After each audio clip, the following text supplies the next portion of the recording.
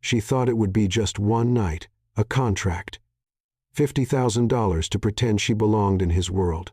But when Lucas Sterling knelt before her beneath the chandelier lights and slid a ring onto her finger, Emily Cooper realized something terrifying. The line between pretending and feeling had already blurred. And when he whispered, "Nothing gets canceled tonight," she knew her heart had just signed a contract she could never break. The smell of cold coffee and old paper filled Emily Cooper's small studio in Brooklyn.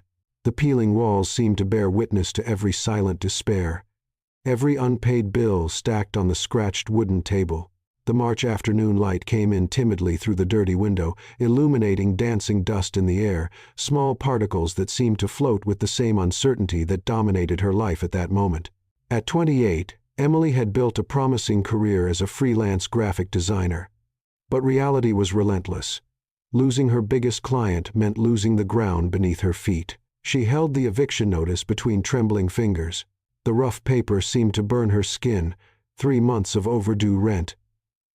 The landlord, Mrs. Chen, had been patient, too patient. But even patience has its limits. Emily closed her eyes and took a deep breath, trying to control the knot tightening in her throat. The apartment's silence was deafening, broken only by the distant hum of traffic below and the irregular sound of her own breathing. That's when her phone buzzed. Unknown number. She hesitated, her thumb hovering over the cracked screen. Normally, she'd ignore it. But there was something about that afternoon, maybe desperation, maybe intuition, that made her answer. Emily Cooper.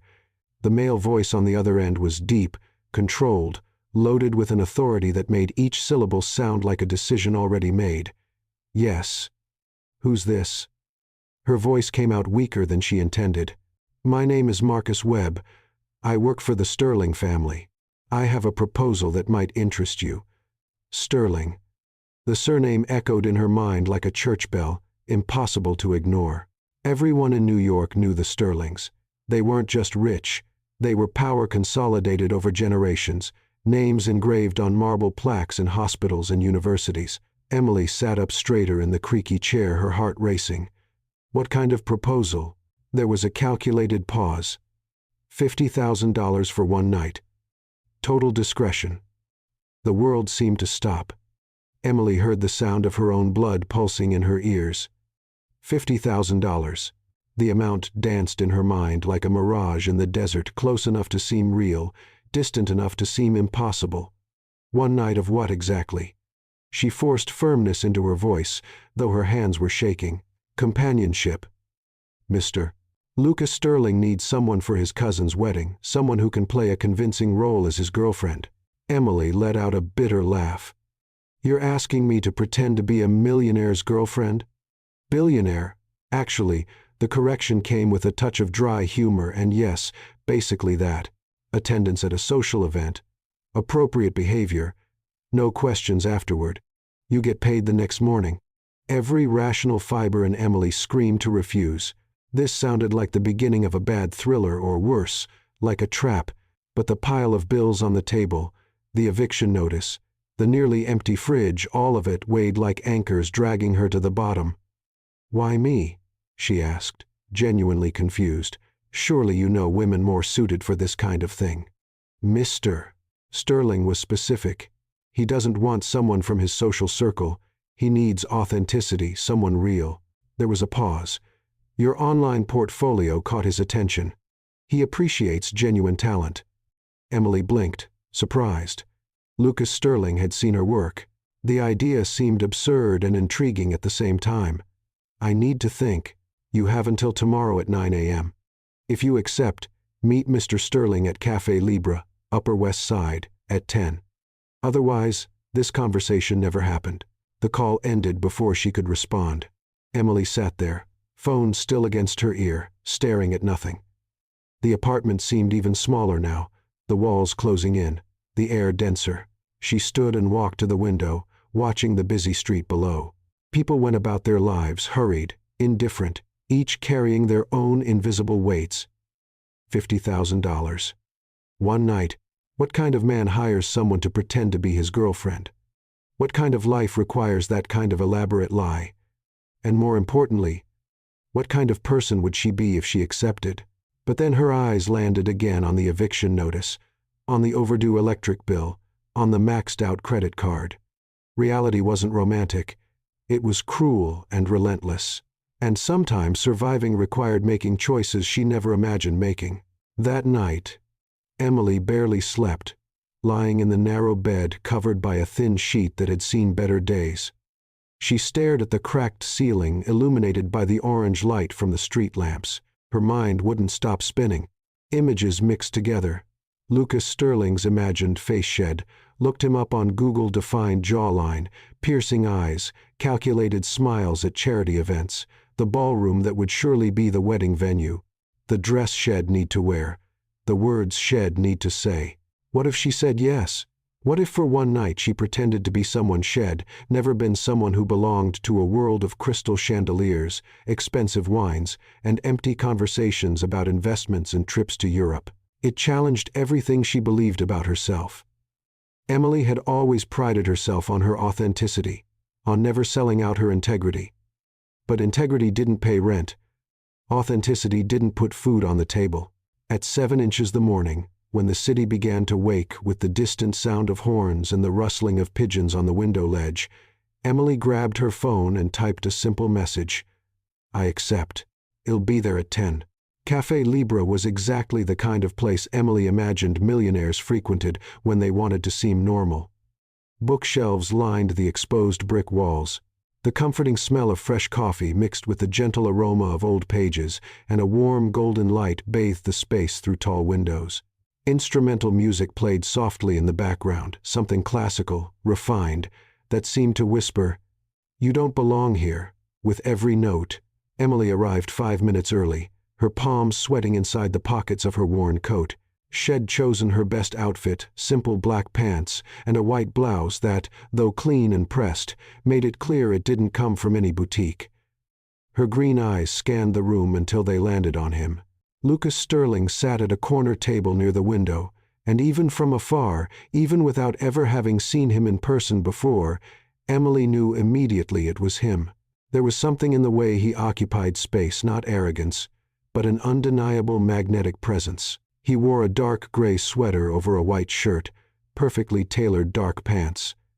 His honey-colored eyes, lifted in the morning light, met hers, and the world seemed to tremble. Emily walked to the table, each step feeling heavier than the last. When she got close, he stood an old-fashioned, gentlemanly gesture that caught her off guard. Emily Cooper. It wasn't a question. His voice was exactly as she'd imagined, deep, smooth, with a velvety texture that seemed to glide through the air. Thank you for coming. I didn't really have much choice, did I? The words came out more defensive than intended. A half-smile touched his lips. There's always a choice. You chose to be here, and I appreciate that. He gestured to the opposite chair. Please sit. When Emily sat, he did the same, and for the first time she could really observe him. Lucas Sterling was handsome, but it wasn't just that. There was an intensity to him, something in his eyes that suggested layers upon layers of unspoken thoughts. There was also tiredness there, an almost imperceptible shadow beneath that mask of control. Coffee? He offered, already raising his hand to call the waiter. Yes. Black. Emily didn't trust her voice to elaborate further. They sat in silence while the coffee arrived.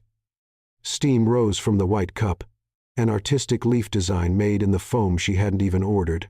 When they were finally alone again, Lucas leaned slightly forward, his forearms resting on the table. I imagine you have questions. Several. Emily held the cup between her hands, the warmth soothing her cold palms. Starting with, why me?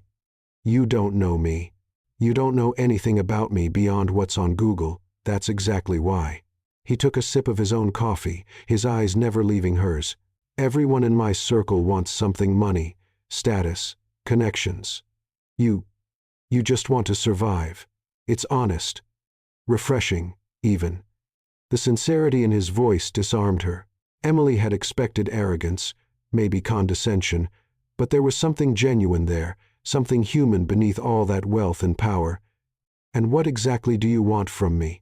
She forced herself to maintain eye contact, though every cell in her body screamed to look away. One night. My cousin Matthew's wedding is on Saturday in the Hamptons. I need you to attend with me. Act like my girlfriend. Smile. Make conversation. Be present. And after, you get $50,000 and never have to see me again.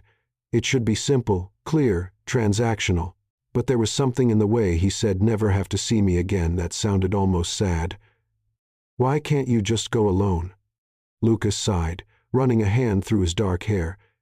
My family, they have expectations. My mother especially. She's determined to see me married, settle down, as she puts it.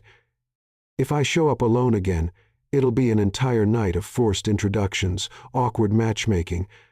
I don't have the patience for it. So you'd rather lie? You'd rather control the narrative.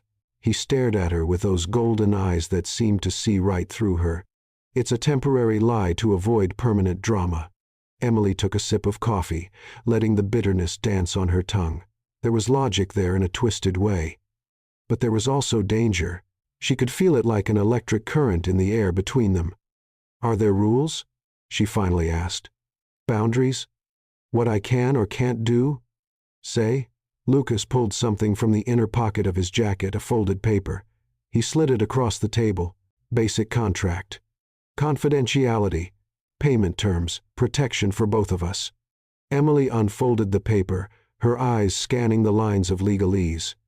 Everything seemed professional, almost clinical, and then she saw the last line, handwritten at the bottom, authenticity above all. Be yourself just with us. She looked up, confused. Be myself? My family is good at detecting fakeness. If you try to be someone you're not, they'll know. Lucas leaned closer, and suddenly the space between them seemed to disappear. So be honest. Be real. Just pretend you love me. Emily's heart skipped a beat.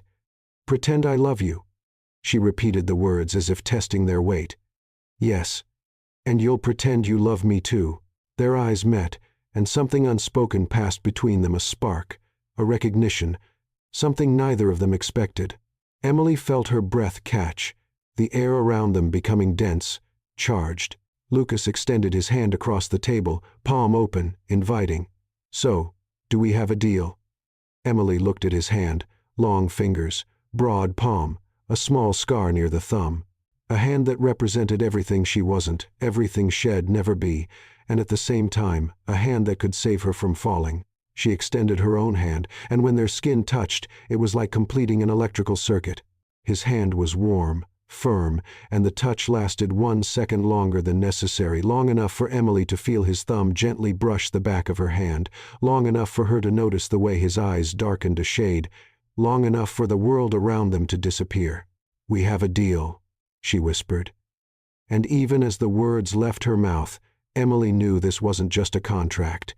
It was the beginning of something neither of them could control.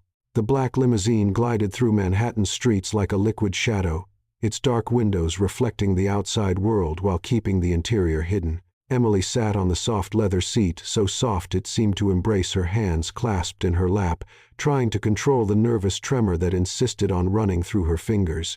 The smell inside the car was an intoxicating mix of Italian leather, woody masculine cologne, and something more subtle, power. Money had a smell, she discovered, and it smelled like unshakable confidence. Lucas was beside her, maintaining a respectful distance, but still close enough that she could feel the heat radiating from his body. He was typing something on his phone, fingers moving with practiced efficiency across the screen, but Emily noticed the tension in his shoulders, the way his jaw clenched slightly with each incoming message. Nervous? His voice cut through the silence, soft but direct.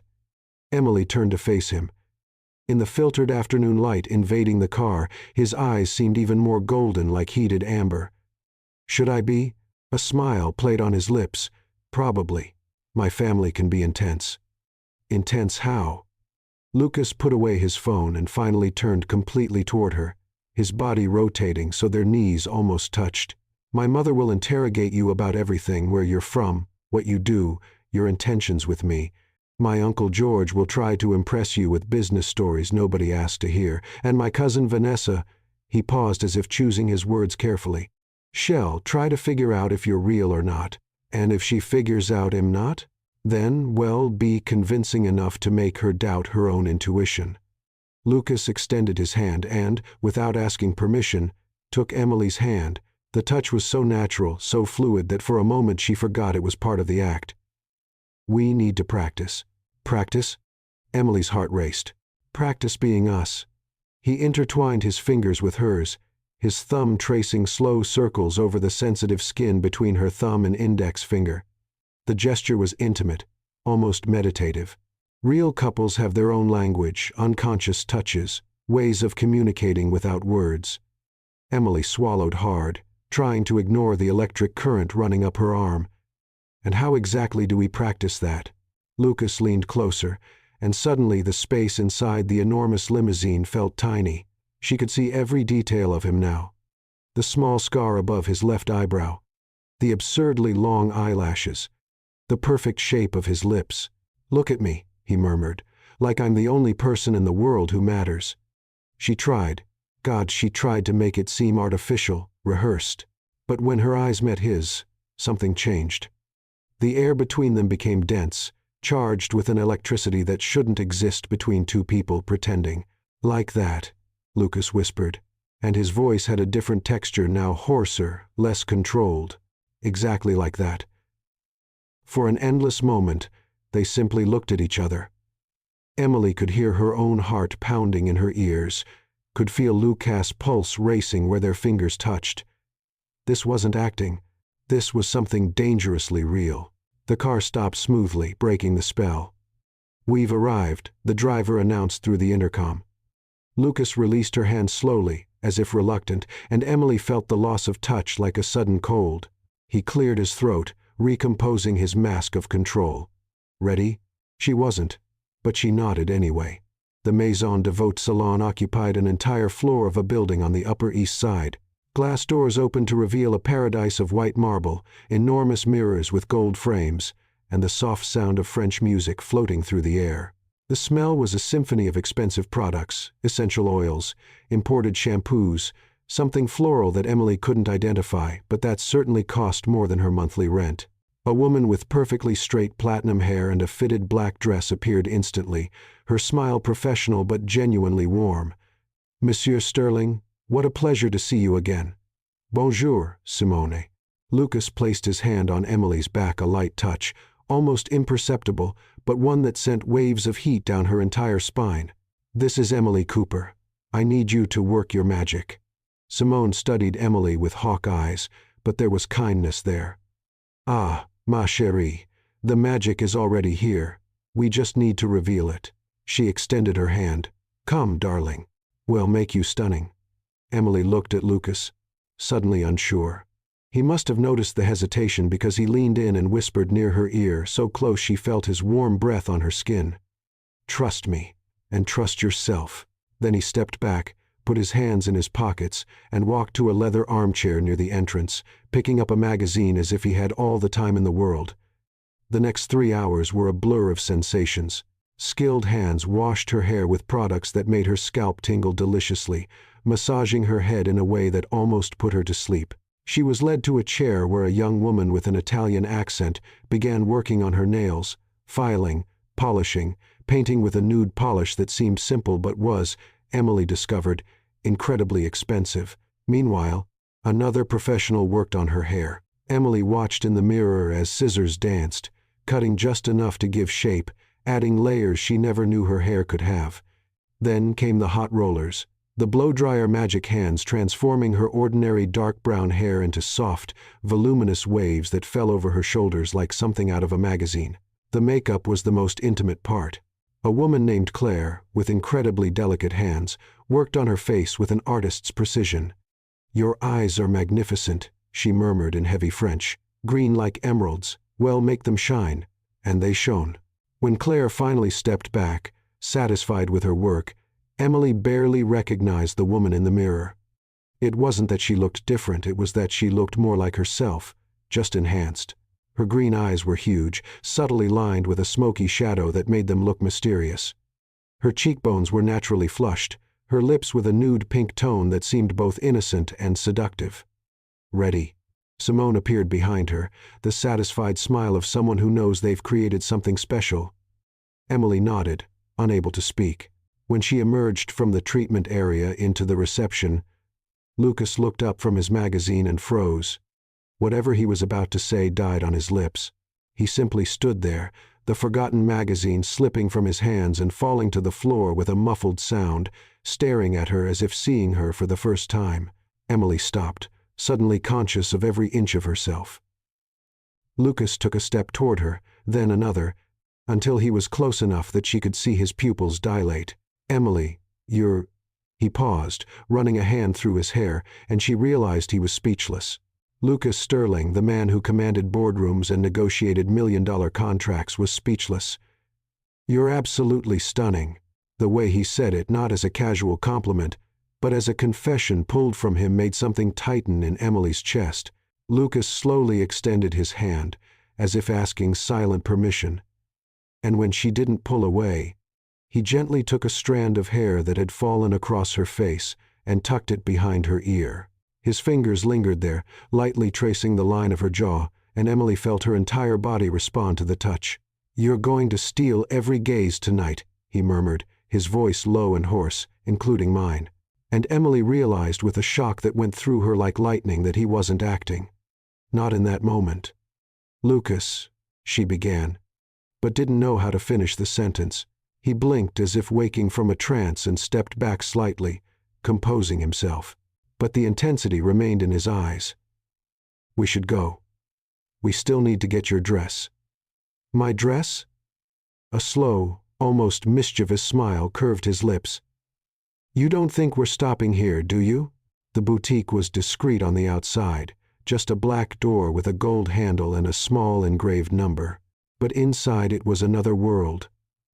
A minimalist, elegant space with white walls, soft lighting, and just a few carefully selected dresses on polished metal racks.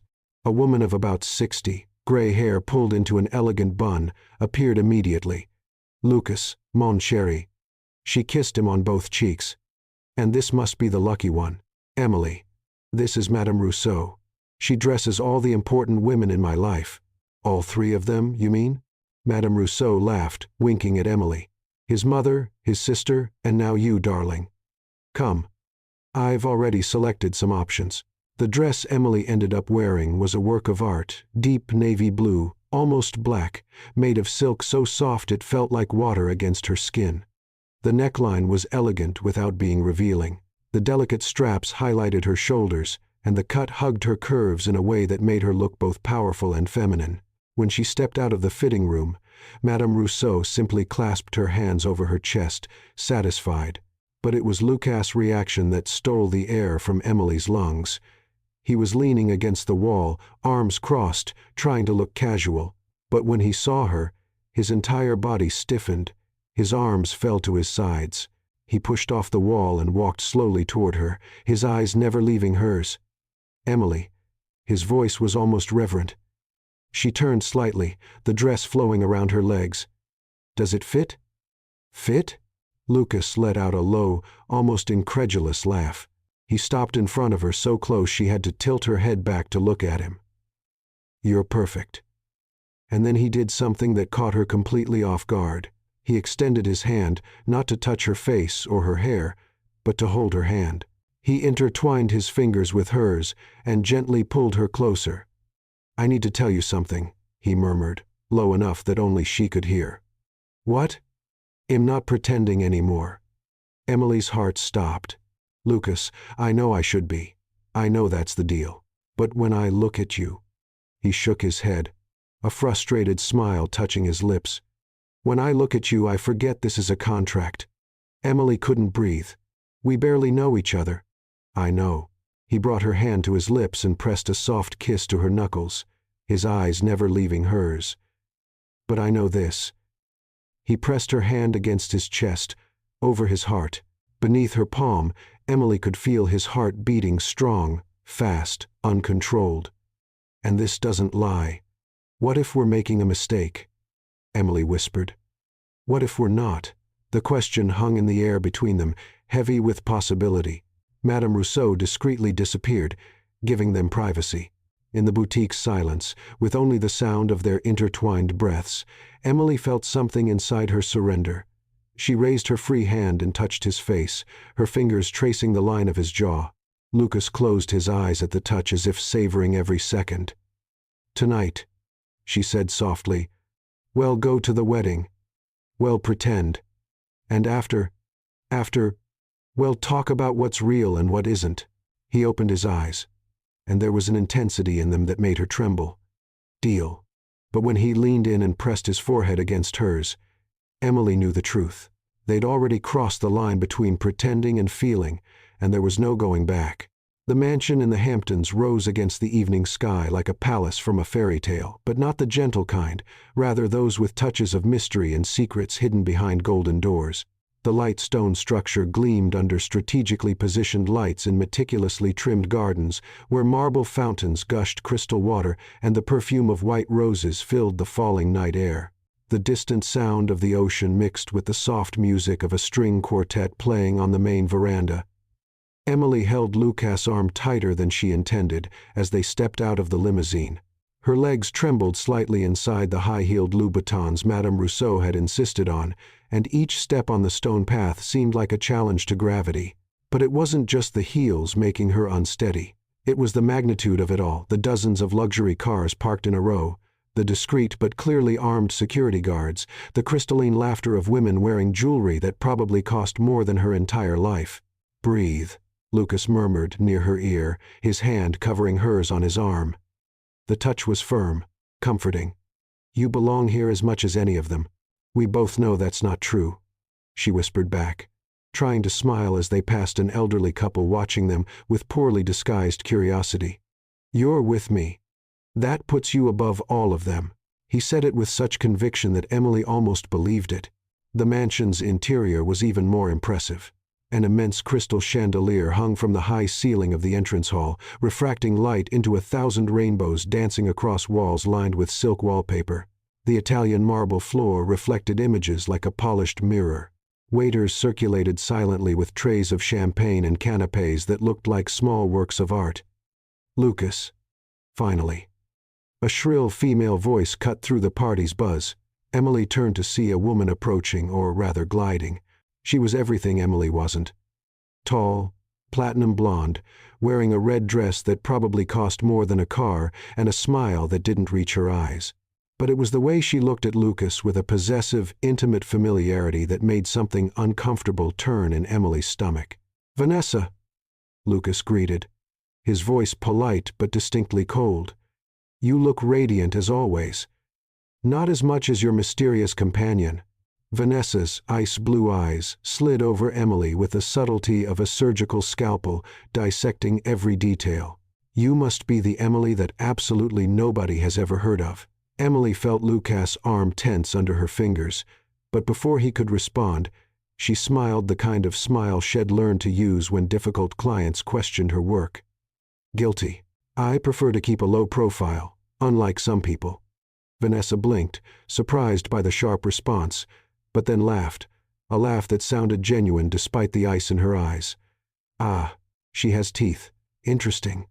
She turned to Lucas. "Your mother is looking for you." "Something about official photos." "Of course she is." Lucas sighed, then looked at Emily, ready to meet the lioness in her den. Emily wasn't, but she nodded anyway. Catherine Sterling was exactly what Emily imagined a billionaire matriarch would be: elegant, imposing, with a posture that suggested generations of refined upbringing. She wore a champagne-colored silk dress that was probably vintage Chanel, pearls at her neck and wrists, and her graying hair pulled into a sophisticated updo that highlighted her sharp bone structure. But it was her eyes, steel gray, penetrating, missing nothing, that made Emily feel completely exposed. "Mother," Lucas said, his hand still firm on Emily's back. "This is Emily Cooper. Emily, my mother, Catherine Sterling." "Mrs. Sterling, it's a pleasure."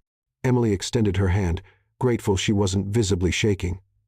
Catherine accepted the handshake, brief, firm, evaluative. Emily, what a charmingly simple name. It wasn't exactly an insult, but it wasn't a compliment either. Lucas mentioned very little about you, which is intriguing considering my son is usually meticulously detailed about his life. Some things are too special to be shared immediately. Lucas intervened gently, but there was steel in his voice. Catherine arched a perfectly drawn eyebrow. She studied Emily with the intensity of someone evaluating an investment. You work, dear? Yes. I'm a graphic designer. Ah. The sound revealed nothing. Freelance. Yes. How modern. Catherine took a delicate sip of her champagne. And tell me, Emily, how did you and my son meet? I imagine it wasn't at one of our usual events. Emily felt the trap closing. Every word she said would be weighed, measured, used to form an image of her. She was about to respond when she felt Lucas' hand slide from her back to her waist, pulling her slightly closer, a protective, intimate gesture. We met through a mutual friend, Lucas said, the lie flowing smoothly. I saw her work, was impressed. I invited her for coffee, and... He looked at Emily, and there was something so genuine in his eyes that she almost forgot they were lying. I immediately realized there was something special about her. Catherine observed her son, then Emily, then her son again. For an endless moment, Emily was certain the woman knew that she saw through the charade. But then Catherine smiled small, almost imperceptible, but a smile nonetheless. Well, my son has always had good taste, even when questionable. She paused. We'll be taking family photos soon. You'll join us. Of course, it wasn't an invitation. It was a command. It would be an honor, Emily replied. Because what else could she say? When Catherine glided away through the crowd with the grace of a queen, Emily finally allowed herself to exhale. She hates me.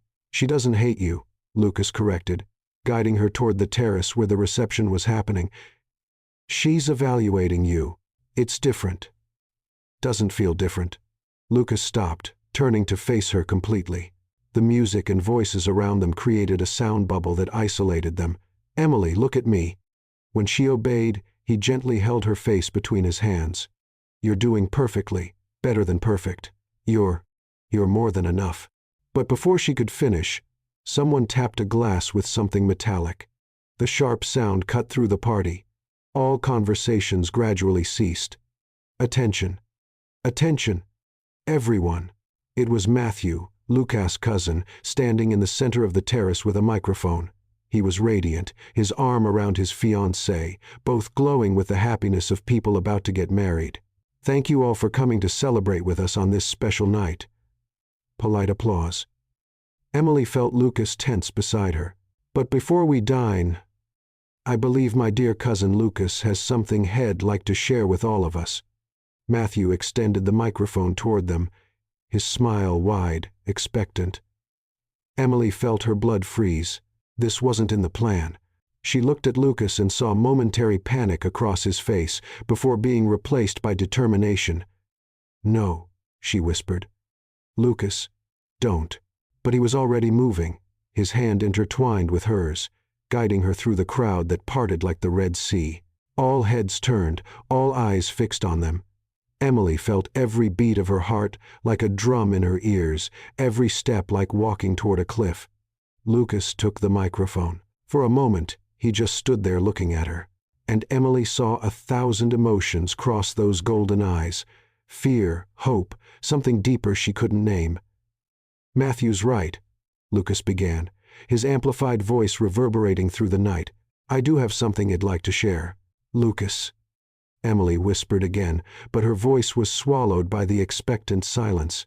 And then, before 200 people, beneath the crystal chandelier and the stars beginning to appear in the sky, Lucas Sterling knelt. The world seemed to stop. Emily heard the collective gasps, the muffled exclamations, someone saying, "Oh my God," in the distance. But all of that was distant, unreal, because all she could see was Lucas kneeling before her, looking up with an intensity that went through her like lightning. "Emily Cooper," he began, and his voice, God, his voice was trembling. This wasn't acting. It couldn't be.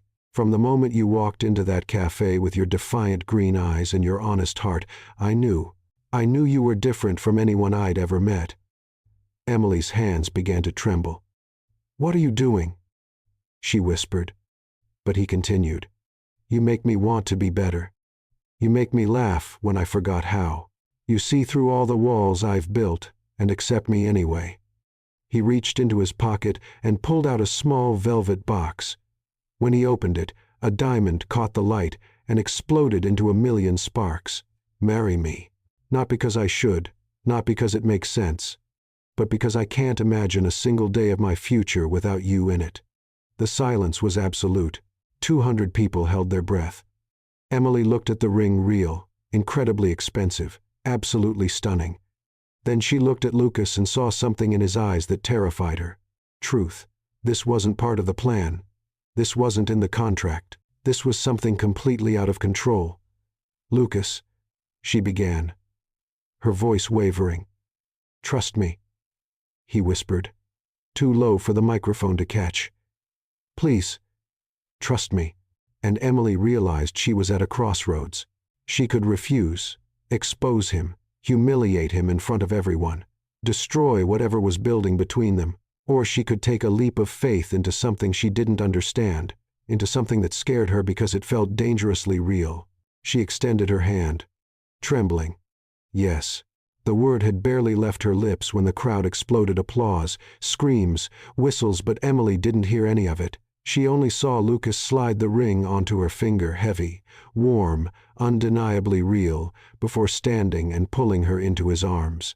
He held her so tight she could barely breathe, his face buried in her neck. "I'm sorry," he murmured against her skin, his voice rough. "I'm sorry. I couldn't not do this." "You're crazy," she whispered back, but her arms wrapped around him just as tightly. When they finally separated, Catherine Sterling was there, an indecipherable expression on her face. She looked at Emily, then at her son, and then did something surprising. She smiled. Truly smiled. "Welcome to the family, Emily." And Emily felt the ground disappear beneath her feet. Later, when the party had moved inside and couples were dancing on the improvised dance floor, Lucas guided her to a quiet corner of the garden. The mansion's lights shone in the distance, but there, under a pergola covered with jasmine, they were alone. "Explain," Emily said, her voice calmer than she felt. "Explain what just happened." Lucas ran his hands over his face, clearly exhausted. "Matthew set me up. He knew that if he put me in the spotlight, I couldn't just back down. And I thought if we're going to pretend, let's do something big enough that nobody questions it. So it was just acting. She didn't know why the idea hurt so much." "No." He took a step toward her, his eyes seeking hers in the dimness. The words were real. "The ring is real. The only pretense was the timeline. Lucas, I know this is crazy. I know we met less than a week ago, but, Emily." He took her hand, his thumb tracing the ring on her finger. "When I look at you, I don't see a contract. I see a possibility. I see something I never knew I was looking for." Emily pulled her hand away, needing space to think. "And what happens when the 6 months are up? When I'm supposed to get my payment and disappear from your life? What if you didn't disappear?" "You can't ask that of me," her voice broke. "You can't ask me to risk my heart on something that started as a lie." "Then let me prove it," Lucas said urgently. "Let me prove this is more than a lie, that it can be something real." Emily looked at him, at the man who a week ago was a stranger and now was someone who made her heart race with a simple look. "How?" "Stay with me," he whispered, taking another step closer. "Not for 6 months, just one more day, then another. And we'll figure out together where this leads us. What if it leads us straight to disaster? Then at least we'll have tried." Emily closed her eyes, feeling tears burn. When she opened them again, Lucas was there, waiting, vulnerable in a way she never imagined a man like him could be. "One day at a time," she finally said. "One day at a time," he repeated. And when he pulled her into his arms again, Emily rested her head on his chest and whispered against his shirt, "Nothing gets canceled tonight." Lucas laughed a low, relieved sound. "Nothing gets canceled tonight," he echoed.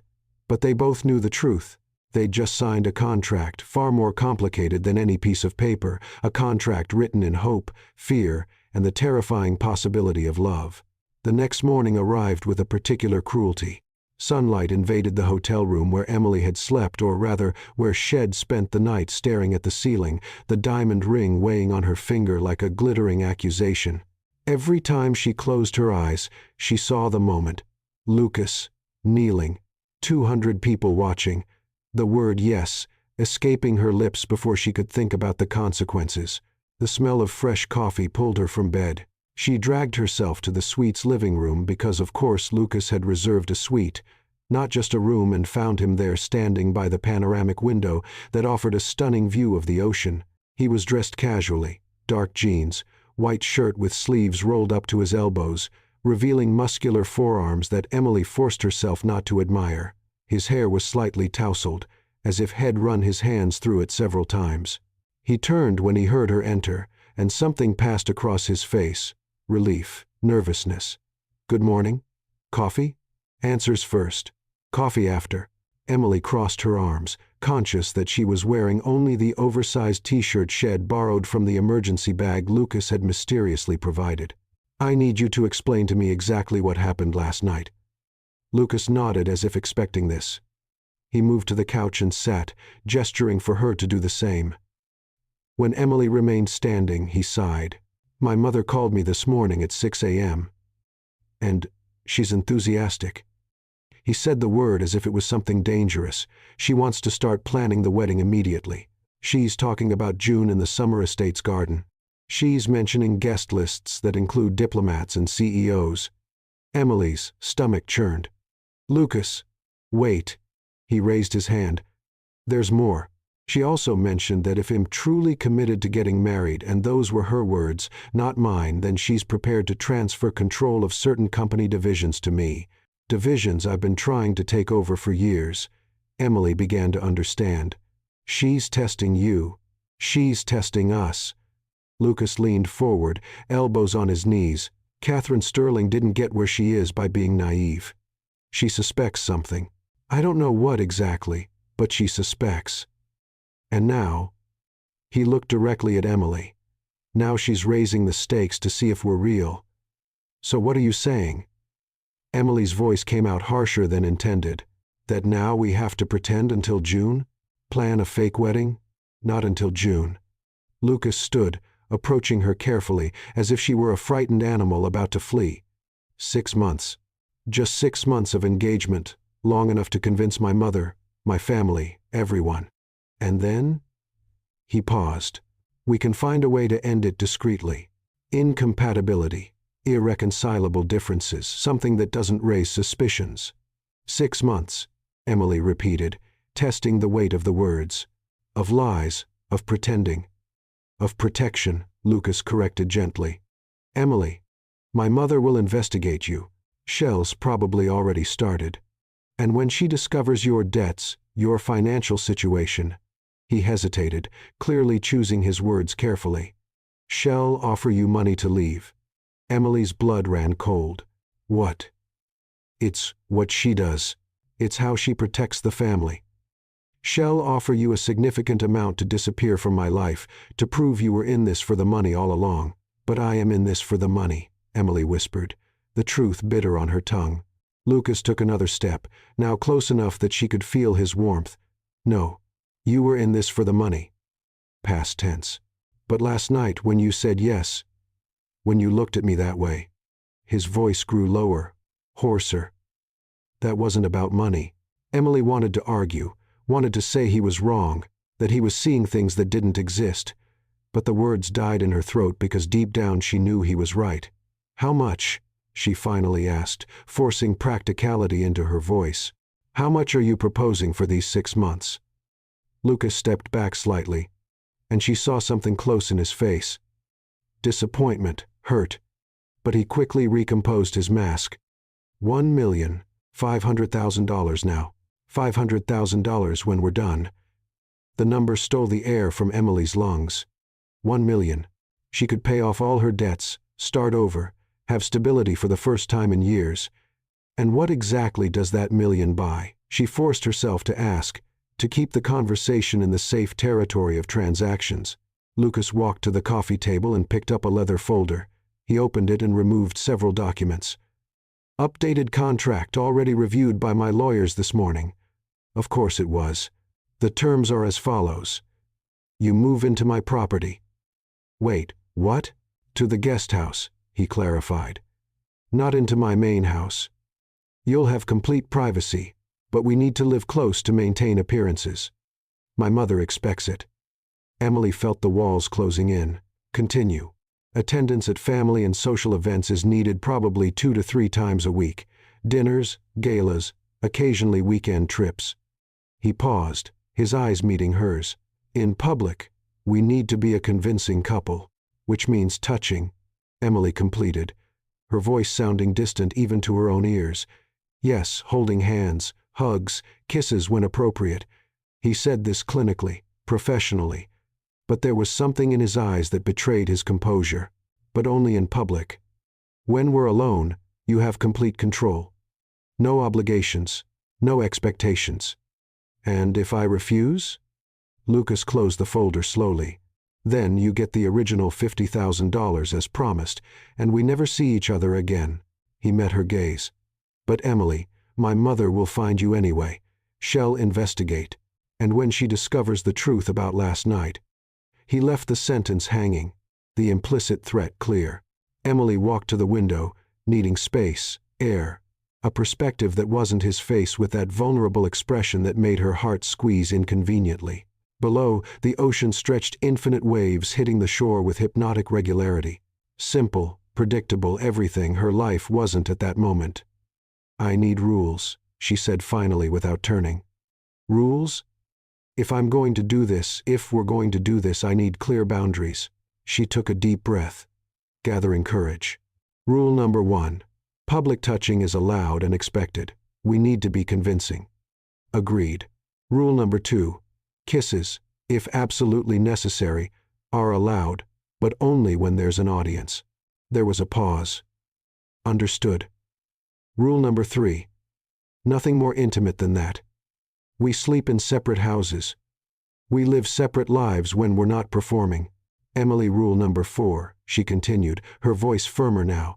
Truth between us always. When we're alone, without the masks, without the pretense, we're honest with each other. No games. She finally turned to face him. Lucas was standing in the middle of the room, hands in his pockets, and there was something so lonely in that posture that Emily felt her chest tighten. And the last rule, she said softer now, when the 6 months are over, we're over. Clean. No resentment, no drama. We just end. Lucas watched her for a long moment, then slowly nodded. Your rules, your terms. He approached, stopping a meter away, respecting the space shed created. But can I add one rule of my own? What? If at any point you want out for any reason, you can. No penalties, no consequences. You keep what you've already received and walk away. He tilted his head. Your freedom is non-negotiable. Emily didn't expect that. Didn't expect the generosity, the consideration. This would be easier if he were the arrogant billionaire of stereotypes, but Lucas Sterling kept surprising her, showing layers of humanity that shouldn't exist in someone from his world. Why are you doing this? She asked softly. The truth, Lucas. Why not just find someone from your world? Someone who already knows the rules, who already plays the game. Lucas took another step and another until he was close enough that Emily could see the small lines around his eyes, the shadow of stubble beginning to appear, the way his jaw clenched when he was thinking deeply. Because someone from my world would want something from me, power, connections, status. He raised his hand slowly, giving her time to pull back. But she didn't. His fingers lightly touched her face, tracing the line of her cheek. You just want to survive. It's honest. And there's something about you, Emily Cooper, that makes me want to be honest too. His touch was so gentle, so unexpectedly tender that Emily felt tears burn her eyes. What if 6 months isn't enough? She whispered. What if your mother isn't convinced? Then we improvise. His hand moved, fingers threading through her hair. But I can promise you one thing. I'll protect you from my mother, from my world, from anything that tries to hurt you. That I can promise. Lucas, she didn't know what she was about to say, didn't know if it was a warning, a request, or a surrender. But then her phone rang, shrill and intrusive, breaking the moment. Lucas stepped back immediately, clearing his throat, the mask of control sliding back into place. Emily grabbed her phone with trembling hands. It was an unknown number. She answered, "Hello?" "Miss Cooper." The voice was female, polite, efficient. "My name is Patricia, assistant to Mrs. Catherine Sterling. The lady would like to invite you to lunch today, one at the plaza. She said, you have much to discuss." Emily met Lucas' gaze. Had heard. She could tell by the way his body stiffened, how his eyes narrowed. "Tell Mrs. Sterling. It will be a pleasure," Emily replied, surprising herself with the firmness in her voice. When she hung up, Lucas was beside her. "You don't have to go. I can call her." "Cancel." "No." Emily straightened her shoulders, feeling something strengthen inside her. "If we're doing this, we do it right. Your mother wants to meet me. Fine. I'll meet her." "Emily, you said you'd protect me." She met his eyes. "So trust that I can protect myself too." A slow, admiring smile curved his lips. "You're stronger than you think." "I'm learning to be." Lucas extended his hand, formal, almost ceremonious. "So, do we have a deal? 6 months, 1 million, your rules?" Emily looked at the extended hand. A week ago she was a freelance designer on the verge of eviction. Now she was about to sign a $1 million contract to pretend to be a billionaire's fiancée. Life, she realized, had a peculiar sense of humor. She placed her hand in his. "We have a deal." The handshake was firm, professional, but when Lucas turned her hand and pressed a soft kiss to the center of her palm, his eyes never leaving hers, Emily knew the rules they'd just established would be tested in ways neither of them was prepared for. "Welcome to the Sterling family," he murmured against her skin. And Emily thought, God help me. What have I just done? The guest house on the Sterling property was larger than any apartment Emily had ever lived in. 2 bedrooms, a spacious living room with high ceilings and exposed wooden beams, a modern kitchen gleaming with stainless steel appliances she barely knew how to use, and a balcony overlooking meticulously maintained gardens that seemed to stretch to infinity. The smell was of polished wood, fresh flowers, an arrangement of white peonies rested on the coffee table, and something more indefinable, privilege. Emily dropped her single suitcase on the floor of the master bedroom, looking around with a mixture of admiration and discomfort. The walls were creamy white, the king-size bed covered with sheets that probably had a thread count higher than her previous monthly salary. A large window offered a view of the main mansion just 50 meters away, close enough to maintain appearances, far enough to preserve the illusion of privacy. "Do you like it?" Lucas' voice made her turn. He was leaning against the doorframe, watching her with an expression she still couldn't completely decipher. "It's beautiful." Emily ran her fingers over the soft fabric of an armchair near the window. "It feels wrong that it's just mine." "It's temporarily yours," he corrected. But there was something gentle in the correction. "And before you ask, yes, the cleaning staff comes twice a week. The kitchen is stocked daily. There's a car at your disposal in the garage, the black Tesla." "Lucas, I can't drive a Tesla." "You can and will." He entered the room, hands in his dress pants, pockets. Head come directly from the office, dark gray suit, navy blue tie perfectly aligned, hair combed back in a way that made him look even more imposing. "This is part of the deal. You need to move freely without depending on drivers or explanations." Emily nodded, still processing the magnitude of the change in her life. 3 days ago, she was struggling to pay rent. Now she had access to a Tesla and a cleaning staff. "Dinner is at 8, Lucas continued, checking his watch, a Patek Philippe that probably cost more than a house. "At the main mansion, my mother insists on family dinners every Tuesday and Thursday. It's a tradition. I'll be there." Emily tried to sound confident, but her voice betrayed a nervous tremor. Lucas studied her for a moment, then approached slowly, deliberately, stopping only when he was close enough that Emily had to tilt her head back to look at him. "You'll do fine," he said, and then did something unexpected. He raised his hand and brushed away a strand of hair that had fallen across her face, his fingers lingering slightly at her temple. "You're stronger than you imagine." The touch sent shivers across Emily's skin. "Lucas, we're alone," she reminded him, her voice coming out huskier than intended. "No audience." "I know." But he didn't pull his hand away. Instead, his fingers traced the line of her jaw so softly it was almost a whisper of a touch. Sometimes I forget where the acting ends and the truth begins.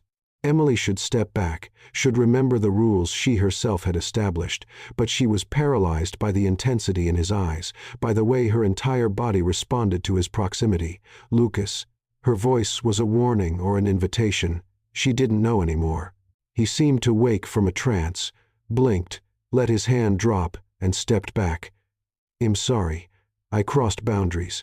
"Yes." Emily wrapped her arms around herself, suddenly cold in the absence of his warmth. "You did. It won't happen again." But the way he looked at her with barely disguised desire, with something deeper that frightened them both, said it was a promise he wasn't sure he could keep. After he left, Emily sat on the edge of the bed, her heart racing, hands trembling. 6 months. How would she survive 6 months like this? Dinner at the main mansion was an elaborate production. The dining room could easily accommodate 20 people, but that evening there were only 5. Catherine at the head, Lucas beside Emily, and 2 other family members. Emily was introduced to Uncle George, a corpulent man with a graying mustache and loud laugh, and Vanessa, who looked at Emily with the same sharp curiosity of a cat watching a wounded bird. The table was set with porcelain that was probably family heirloom, crystal glasses that captured and refracted light from the candelabras, and silver flatware that Emily was afraid of using incorrectly.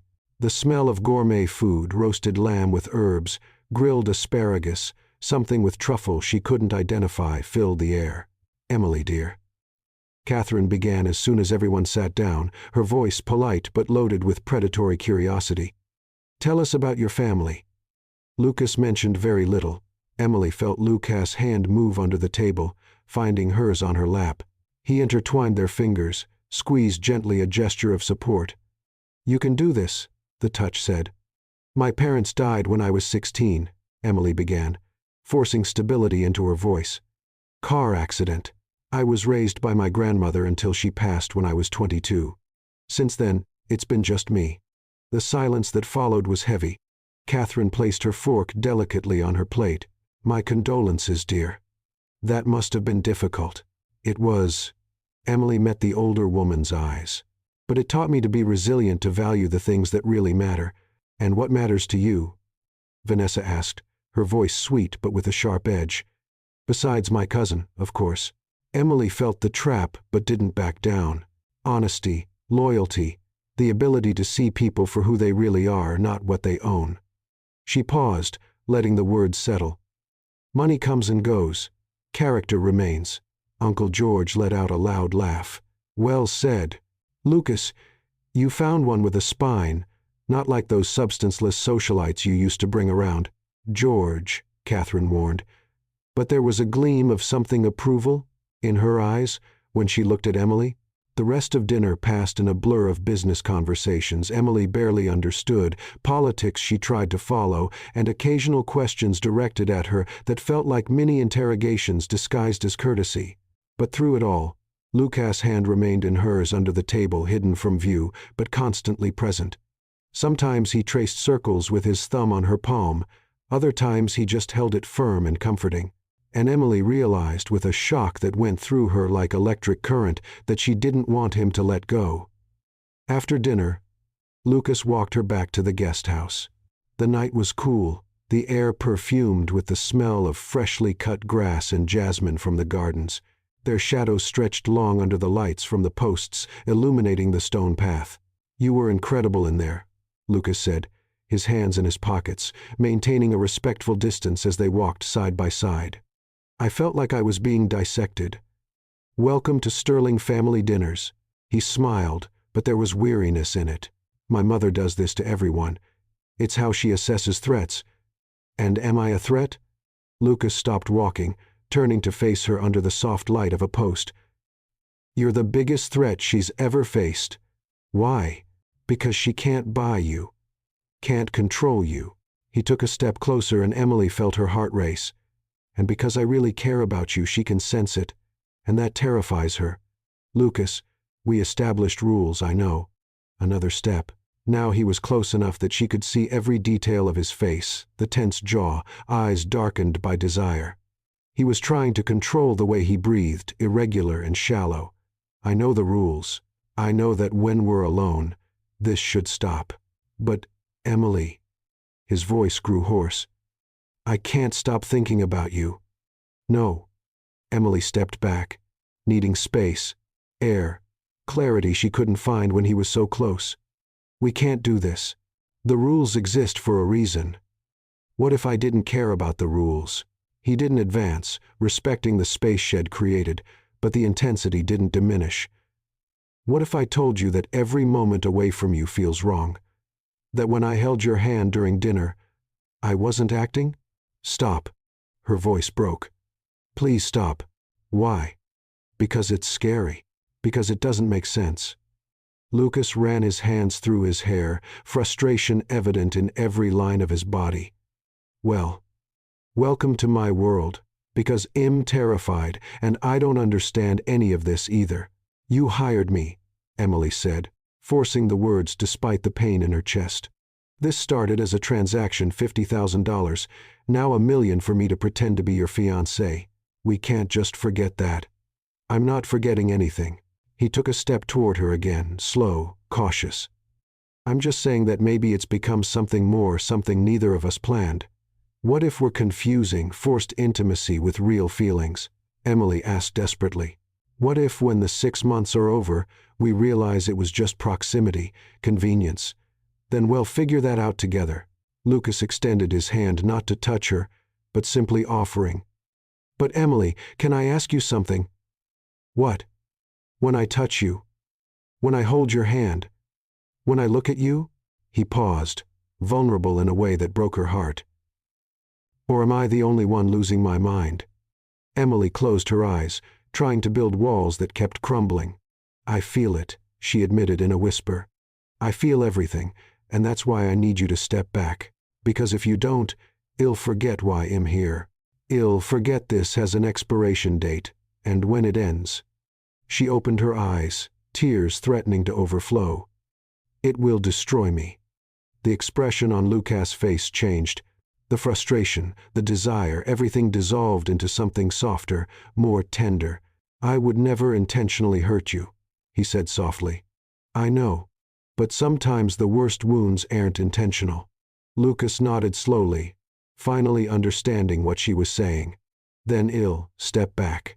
I respect the rules." He took a step back, then another. "But Emily, when you're ready, if you're ever ready to consider that this might be more than pretending, I'll be here." He turned to leave, but Emily called out. "Lucas."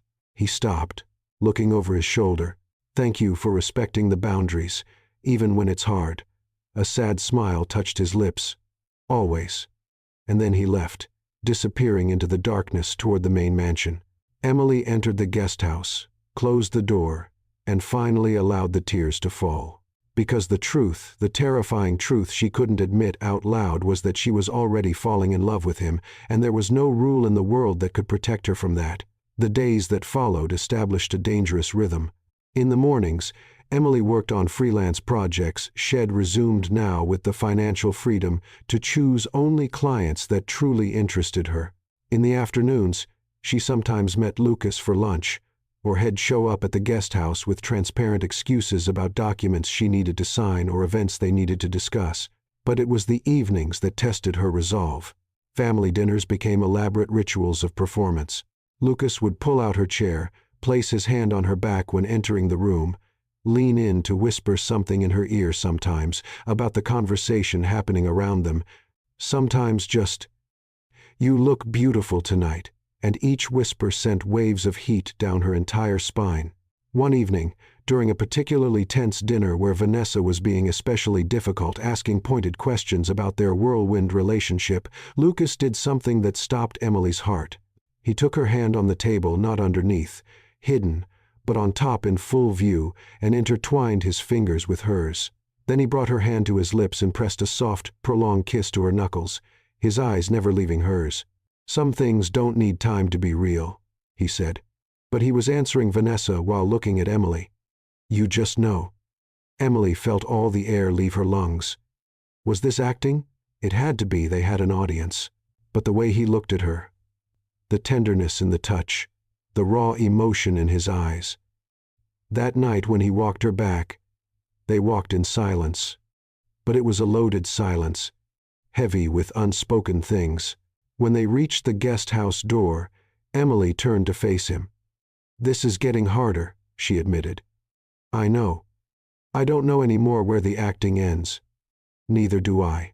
Lucas raised his hand, hesitated, giving her time to pull back, and when she didn't, he touched her face just a touch, his palm against her cheek. "But I know that when I'm with you, I feel more like myself than at any moment in my life." Emily closed her eyes, leaning into the touch despite all the rational voices screaming not to. "Lucas, this is going to hurt us." "Probably." He pressed his forehead against hers, and they stayed like that, breaths mingling, hearts beating out of sync.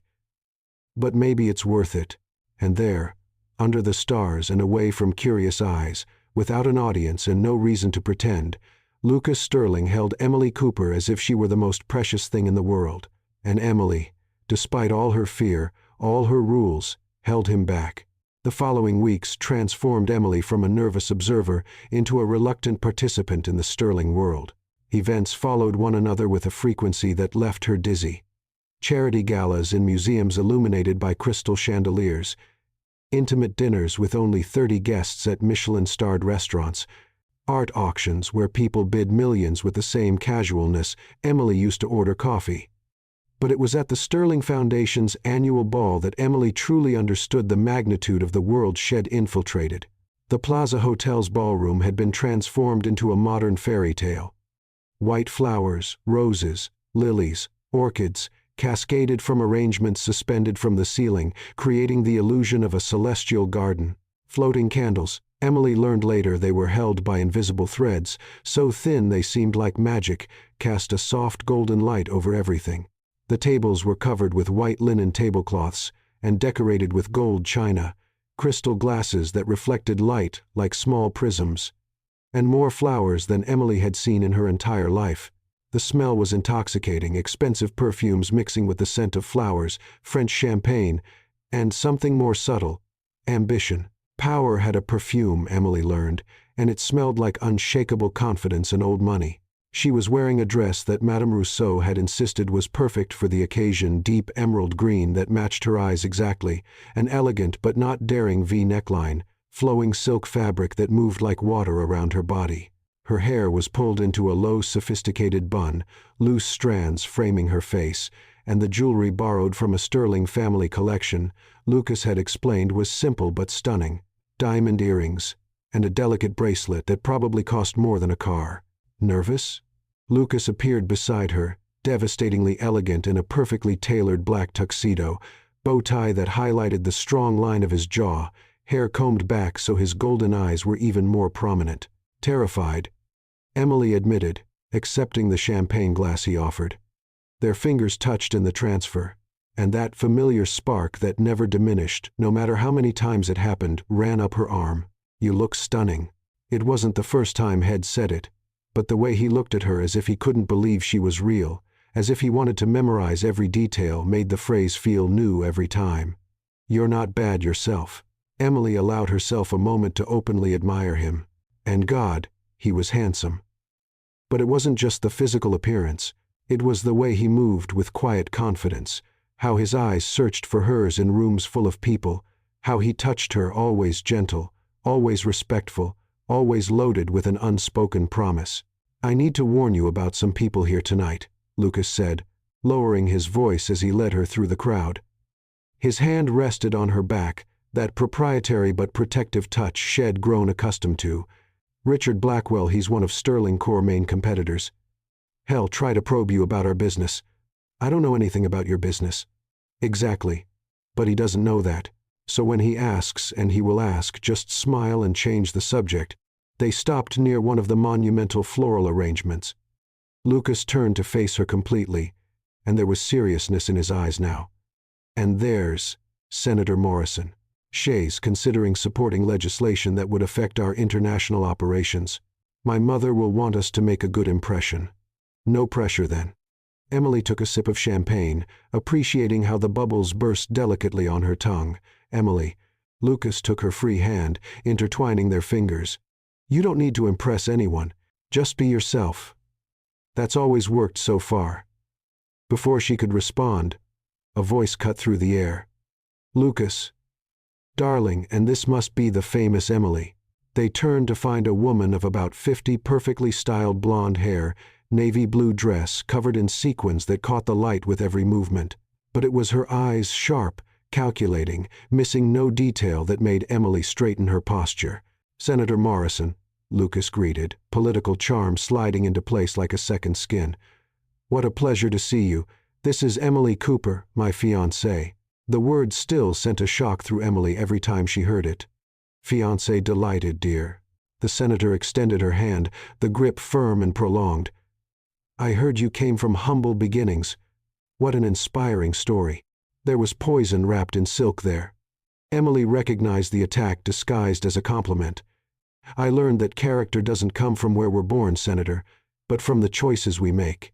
I imagine that in your line of work you see that often. The senator's eyes sparkled. Respect or irritation? Emily wasn't sure. Touché, my dear. Lucas, you chose well. She has a spine. After the senator moved away, Lucas leaned in and whispered near Emily's ear. That was perfect. She respects you now. I feel like I passed a test I didn't know I was taking. Welcome to high society. Everything is a test. His breath against her neck sent shivers down her spine. But you're passing all of them. The evening unfolded in a series of introductions, superficial conversations that demanded full attention, and smiles that made Emily's facial muscles ache. But through it all, Lucas was there, a constant, comforting presence. His hand at the small of her back as they navigated the crowd, his fingers intertwined with hers when they posed for photos. The way he leaned in to whisper explanations about who was who mattered, and who just pretended to matter. And then Catherine Sterling took the stage. The family matriarch commanded attention effortlessly. Dressed in silver that looked liquid, she positioned herself at the microphone and waited. Silence fell over the ballroom like a curtain. Good evening, everyone. Thank you for being here to support the Sterling Foundation. Polite applause. Tonight is special not only for the 20 million we've raised for charity, more applause, but because I have a personal joy to share. Emily felt Lucas tense beside her. This wasn't planned. My son Lucas and his beautiful fiancée Emily are with us tonight. All eyes turned. Emily felt the weight of hundreds of gazes, some curious, others critical, many frankly envious. And I'd like to invite the young couple to join us for a dance. After all, we'll soon be celebrating a wedding. It wasn't an invitation. It was a public command.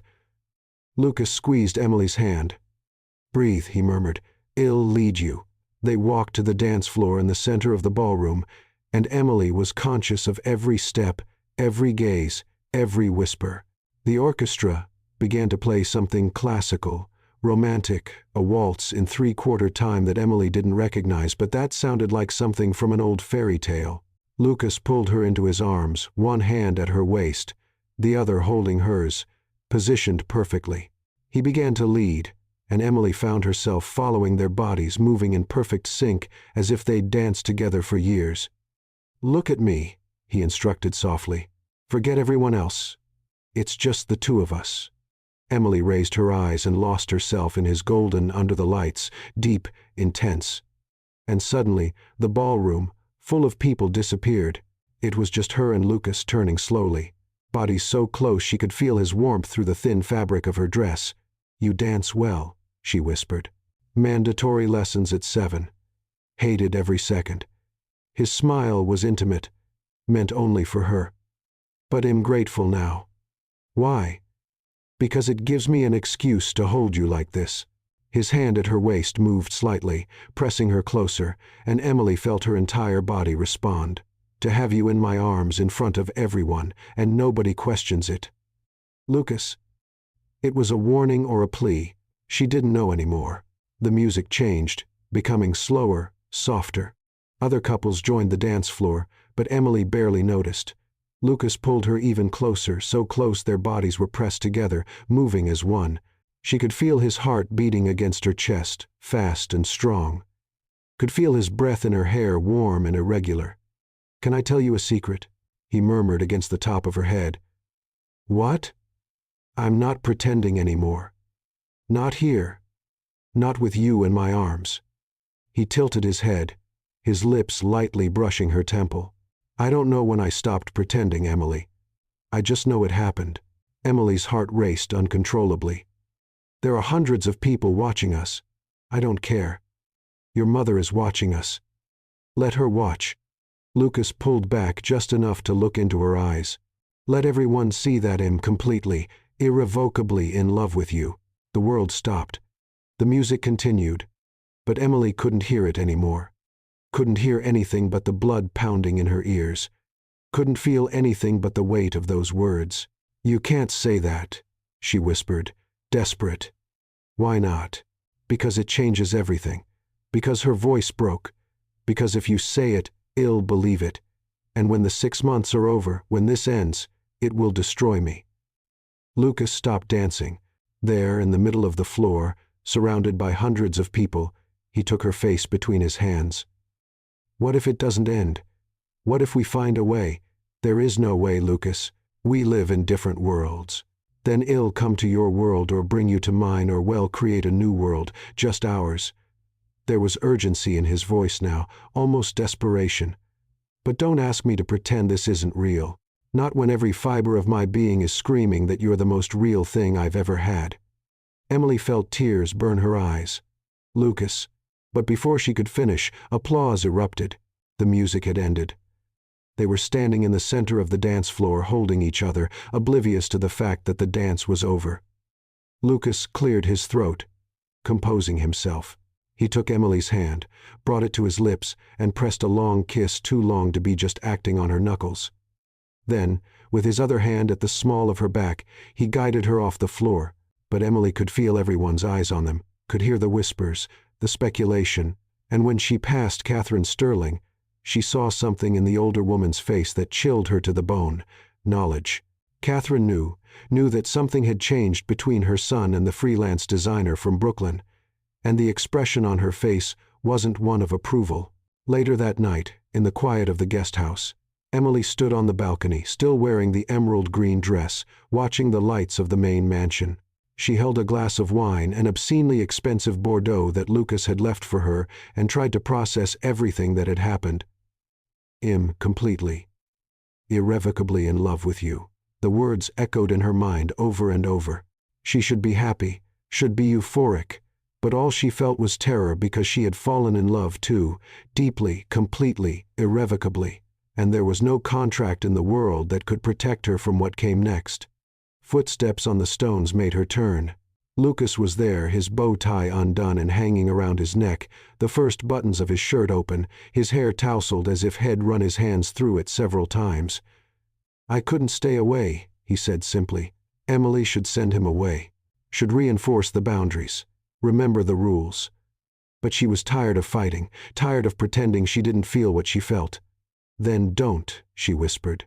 And when Lucas crossed the balcony and pulled her into his arms, when he pressed his forehead against hers and simply held her, no kisses, nothing more, just the comfort of being close, Emily knew she'd crossed a point of no return. They were free-falling into something neither of them knew how to contain. And terrifying as it was, Emily didn't want to stop the fall anymore. The night of the charity event had been exhausting. 3 hours of forced smiles, empty conversations with donors who saw people as investments, and the constant pressure of representing something Emily still wasn't sure was real or elaborately constructed. Lucas had been by her side the entire time, her anchor, her protection. But even his presence couldn't completely dispel the fatigue seeping into her bones. The limousine glided through Manhattan's streets, the dark windows transforming the city outside into a blur of neon lights and shadows. Inside, the silence was thick, loaded with something unspoken. Emily was sunk into the leather seat, eyes closed, head resting back. She could feel Lucas' gaze on her constant, intense, like a physical weight. Tired? His voice cut through the silence, hoarse and low. Exhausted.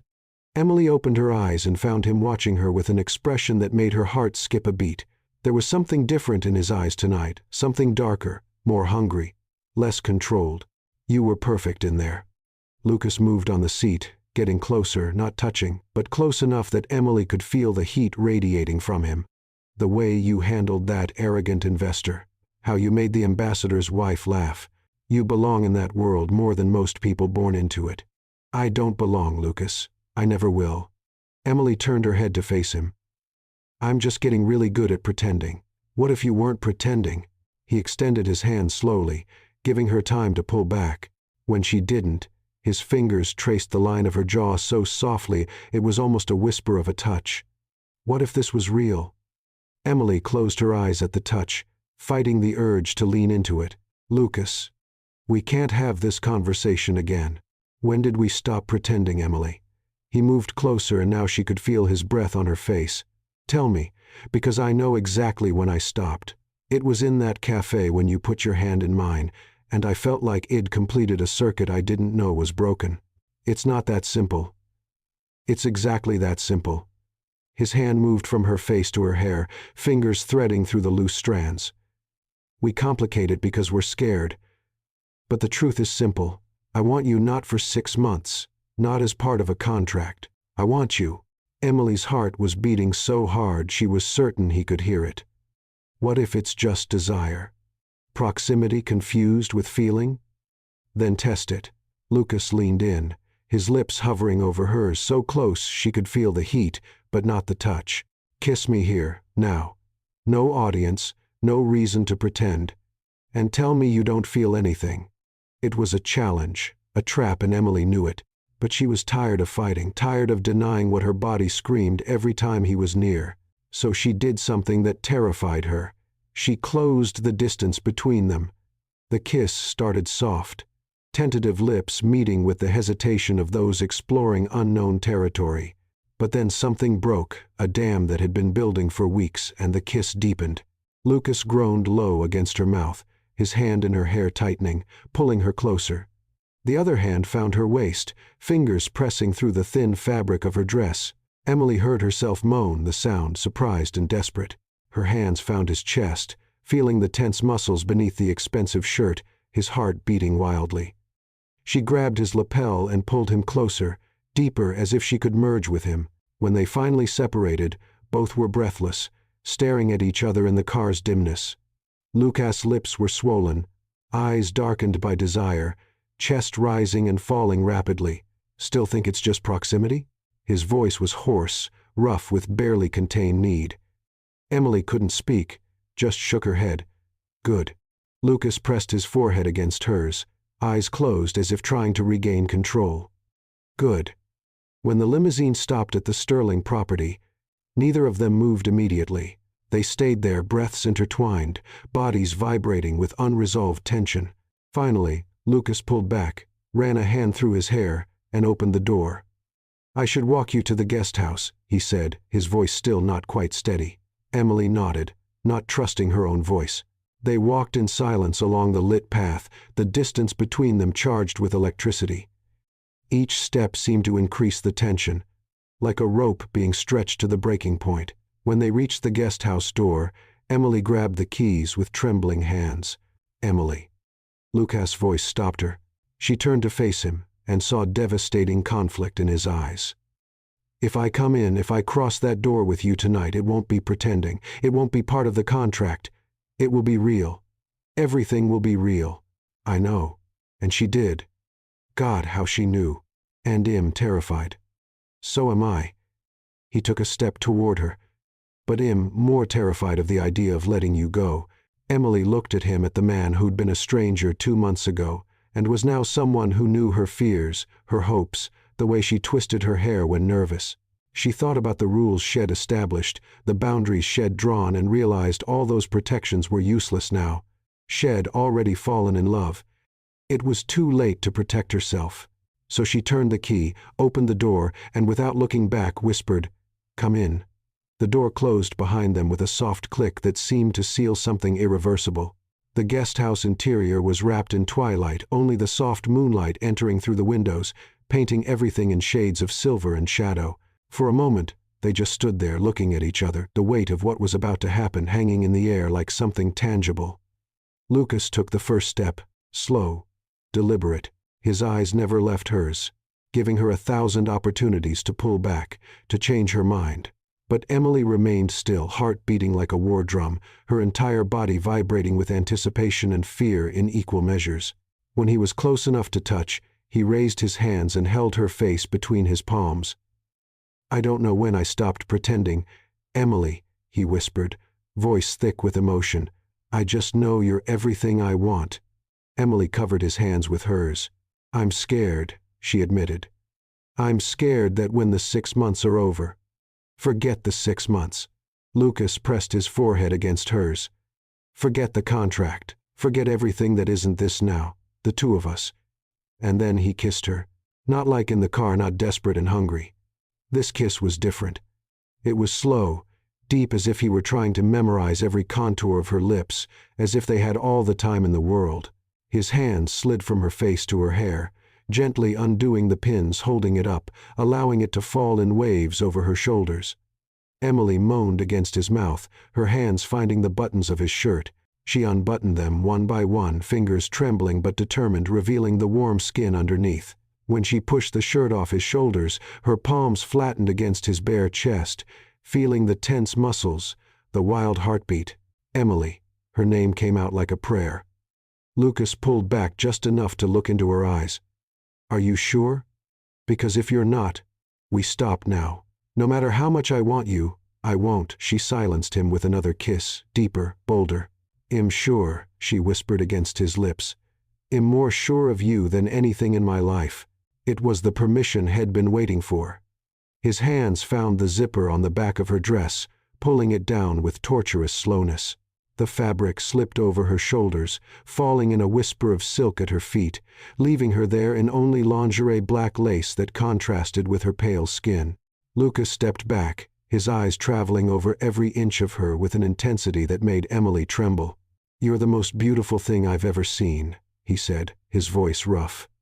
Emily felt the blush rise up her neck, but didn't pull back.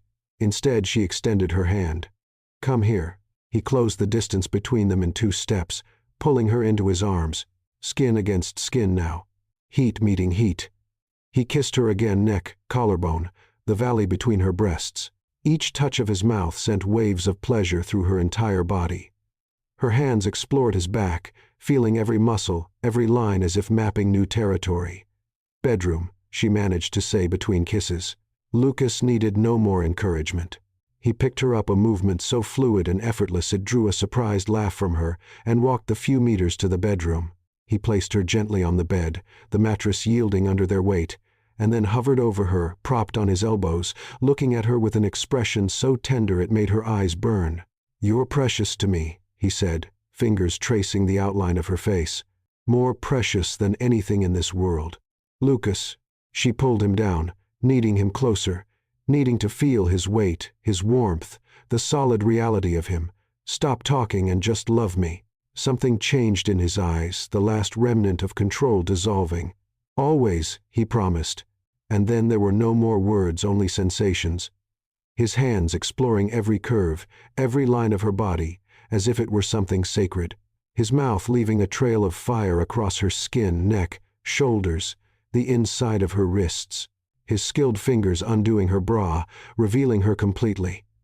Emily arched against him when his mouth found her breast, moaning loudly, hands clutching his shoulders. Sensations flooded her, too much, but not enough. She wanted more, wanted everything. Her hands found his belt, undoing it with impatient fingers. Lucas laughed low against her skin, a deep masculine sound that reverberated through her. He pulled away only long enough to rid himself of the rest of his clothes, and then he was back naked, skin against naked skin, nothing between them now. Emily. He held her face, forcing her to look into his eyes. Are you sure? More sure than I've ever been of anything. And it was true. Every doubt, every fear, everything dissolved before the absolute certainty of this moment. When they finally joined, it was with a reverent slowness that stole the air from Emily's lungs. Lucas moved slowly, his eyes never leaving hers, watching every reaction, every moan that escaped her lips. It was intimate in a way Shed never experienced, not just physical, but emotional, almost spiritual. Look at me, he whispered when she closed her eyes, overwhelmed by the sensations. I want to see you, all of you. So Emily forced her eyes open and lost herself in his gaze, golden, intense, full of something so deep it scared and comforted her at the same time. They moved together, finding a rhythm that was uniquely theirs, not hurried, not desperate, just perfectly synchronized. His hands intertwined with hers, fingers connected, bodies connected, souls connected in some fundamental way that Emily couldn't explain, but could feel in every fiber of her being. When pleasure finally swept over them, first her, then him it was, with an intensity that left them both trembling, clinging to each other as if they were the only solid things in a world spinning out of control. Afterward, lying tangled beneath the sheets, breathing gradually calming, the outside world slowly coming back into focus, Lucas pressed a kiss to the top of Emily's head. She lay with her head on his chest, listening to the steady beat of his heart, his fingers tracing lazy patterns on her bare back. I don't want this to end, he said in the night's quiet voice and vulnerable. Emily pressed a kiss to his chest, right over his heart. Then, don't let it end. Lucas moved, turning her so he could look at her face. There was something so serious in his eyes it made her heart squeeze. I love you, he said. The words simple but weighted. I know it's crazy. I know it's fast, but I love you, Emily Cooper. Not as part of a contract, not as part of a plan. I love you because you're you, because you make me want to be better, because when I'm with you I finally feel at home. Tears burned Emily's eyes. Lucas, you don't have to say it back, he hurried to add, seeing the expression on her face. I'm not pressuring you. I just needed you to know, needed you to understand that this, tonight, wasn't about desire or convenience. It was about love. At least for me. Emily touched his face, fingers tracing the line of his jaw. You're an idiot, she whispered, but she was smiling through the tears. He blinked, confused. What? An idiot for thinking you have to say that alone. She leaned in and kissed him soft and sweet. I love you too. Probably since that first coffee when you held my hand and I felt like the world had realigned, I was just too scared to admit it. The smile that lit up Lucas' face was pure, unfiltered, and absolutely devastating. He pulled her into his arms, holding her so tight she could barely breathe, and laughed a sound of relief and joy and something that sounded dangerously close to tears. Say it again, he asked, his face buried in her hair. I love you. Again. I love you, Lucas Sterling. Again. Emily laughed, pushing him playfully. How many times do you need to hear it? He rolled so he was over her again, propped on his elbows, looking at her with an expression so tender it made her heart melt. 1,000,000 times. And then 1,000,000 more. Greedy when it comes to you. Absolutely. He kissed her deep and long. And now that I have you, I'm not letting go. Contract, deadline, 6 months, all of that can go to hell. You're mine and am yours forever, if you'll let me. Forever, Emily echoed. And for the first time since this all began, she believed that maybe, just maybe, fairy tales could happen in real life, even ones that started with lies. The days following that night were wrapped in a bubble of happiness Emily had never experienced. Lucas began sleeping at the guest house, not every night, but frequently enough that Emily would wake to his warmth beside her, to his arms around her, to the certainty that this was real. They laughed during breakfast, kissed in the kitchen like teenagers, and lost themselves in each other whenever possible. But bubbles, Emily learned, always burst. The summons came on a rainy Tuesday morning, a simple, formal message sent by Patricia, Catherine's assistant. Mrs. Sterling requests your presence for lunch today. 1, 0 inches her private study. Just the two of you. Emily read the message 3 times, each word weighing like lead in her stomach. She was on the guest house balcony, wrapped in one of Lucas' sweaters too big for her, smelling of his cologne, watching the rain fall on the gardens. The sky was gray, heavy, as if nature itself was foreshadowing something. Bad omen. Lucas appeared behind her, wrapping his arms around her waist, chin resting on her shoulder. "Your mother wants to see me alone." She felt Lucas tense. "When?" "Today. 1. Don't go." His voice was firm, protective. "Or I'll go with you." "Lucas." Emily turned in his arms, placing her hands on his chest. "Eventually, I'll need to face her alone if we're going to make this work. If this is going to be real, I can't hide behind you forever." He held her face between his hands, worry evident in his eyes. "My mother can be relentless when she wants something. And Emily, she wants to test you. She'll look for cracks, weaknesses. Then I won't give her any." Emily tried to sound more confident than she felt. Lucas kissed her soft, prolonged, as if trying to transfer strength through touch. "You're stronger than she imagines," he whispered against her lips. "But if you need me, if at any point it's too much, call me. I'll be there in seconds." Catherine Sterling's study was exactly what Emily expected: elegant, intimidating, permeated with the scent of white roses and consolidated power. The walls were lined with mahogany shelves filled with leather-bound volumes, first editions. Emily suspected, not books to be read but to be displayed. A marble fireplace dominated one wall, the fire crackling softly despite the warmth already present in the room. The tall windows offered a view of the gardens, now blurred by the continuing rain. Catherine sat behind an antique desk, wearing a perfectly tailored ivory suit, pearls at her neck, her gray hair pulled into an impeccable bun. She looked up when Emily entered and for a moment simply studied her with those steel-gray eyes that missed nothing. "Emily, thank you for coming." The voice was polite, but there was a coldness there that made the air feel colder. "Please sit." Emily sat in the chair, facing the desk back straight, hands clasped in her lap to hide the trembling. "Mrs. Sterling, Catherine, please. We're going to be family after all." The words should have been warm but sounded like a blade wrapped in velvet. "Tea?" "No, thank you." Catherine nodded, picking up her own cup, white porcelain with gold details, and took a delicate sip before placing it back on the saucer without making a sound. "I'll get straight to the point, Emily. I respect your time and mine too much for unnecessary games." "I appreciate that. I had you investigated." The statement was made with the same casualness someone might comment about the weather. It's standard when someone enters our family. "I hope you understand." Emily's stomach churned, but she kept her expression neutral. "I understand. Then you know that I know everything. Your debts, your near eviction, the precarious financial situation that led you to—" Catherine paused, choosing the word carefully, "except Lucas' initial proposal." The silence that followed was heavy, loaded with unspoken accusation. Emily forced herself to meet Catherine's eyes, not to back down. "I won't pretend I didn't need the money. Yes, I was desperate. Yes, I accepted, because $50,000 meant survival, honesty." "Interesting." Catherine tilted her head as if Emily were a fascinating puzzle. "Most women in your position would deny it, invent romantic stories about love at first sight. I'm not most women." "No, you're not." A small smile, not exactly warm but perhaps respectful. "And that's exactly why you're dangerous." Emily blinked. "Dangerous?" Catherine stood, moving to the window, watching the rain with her hands clasped behind her back.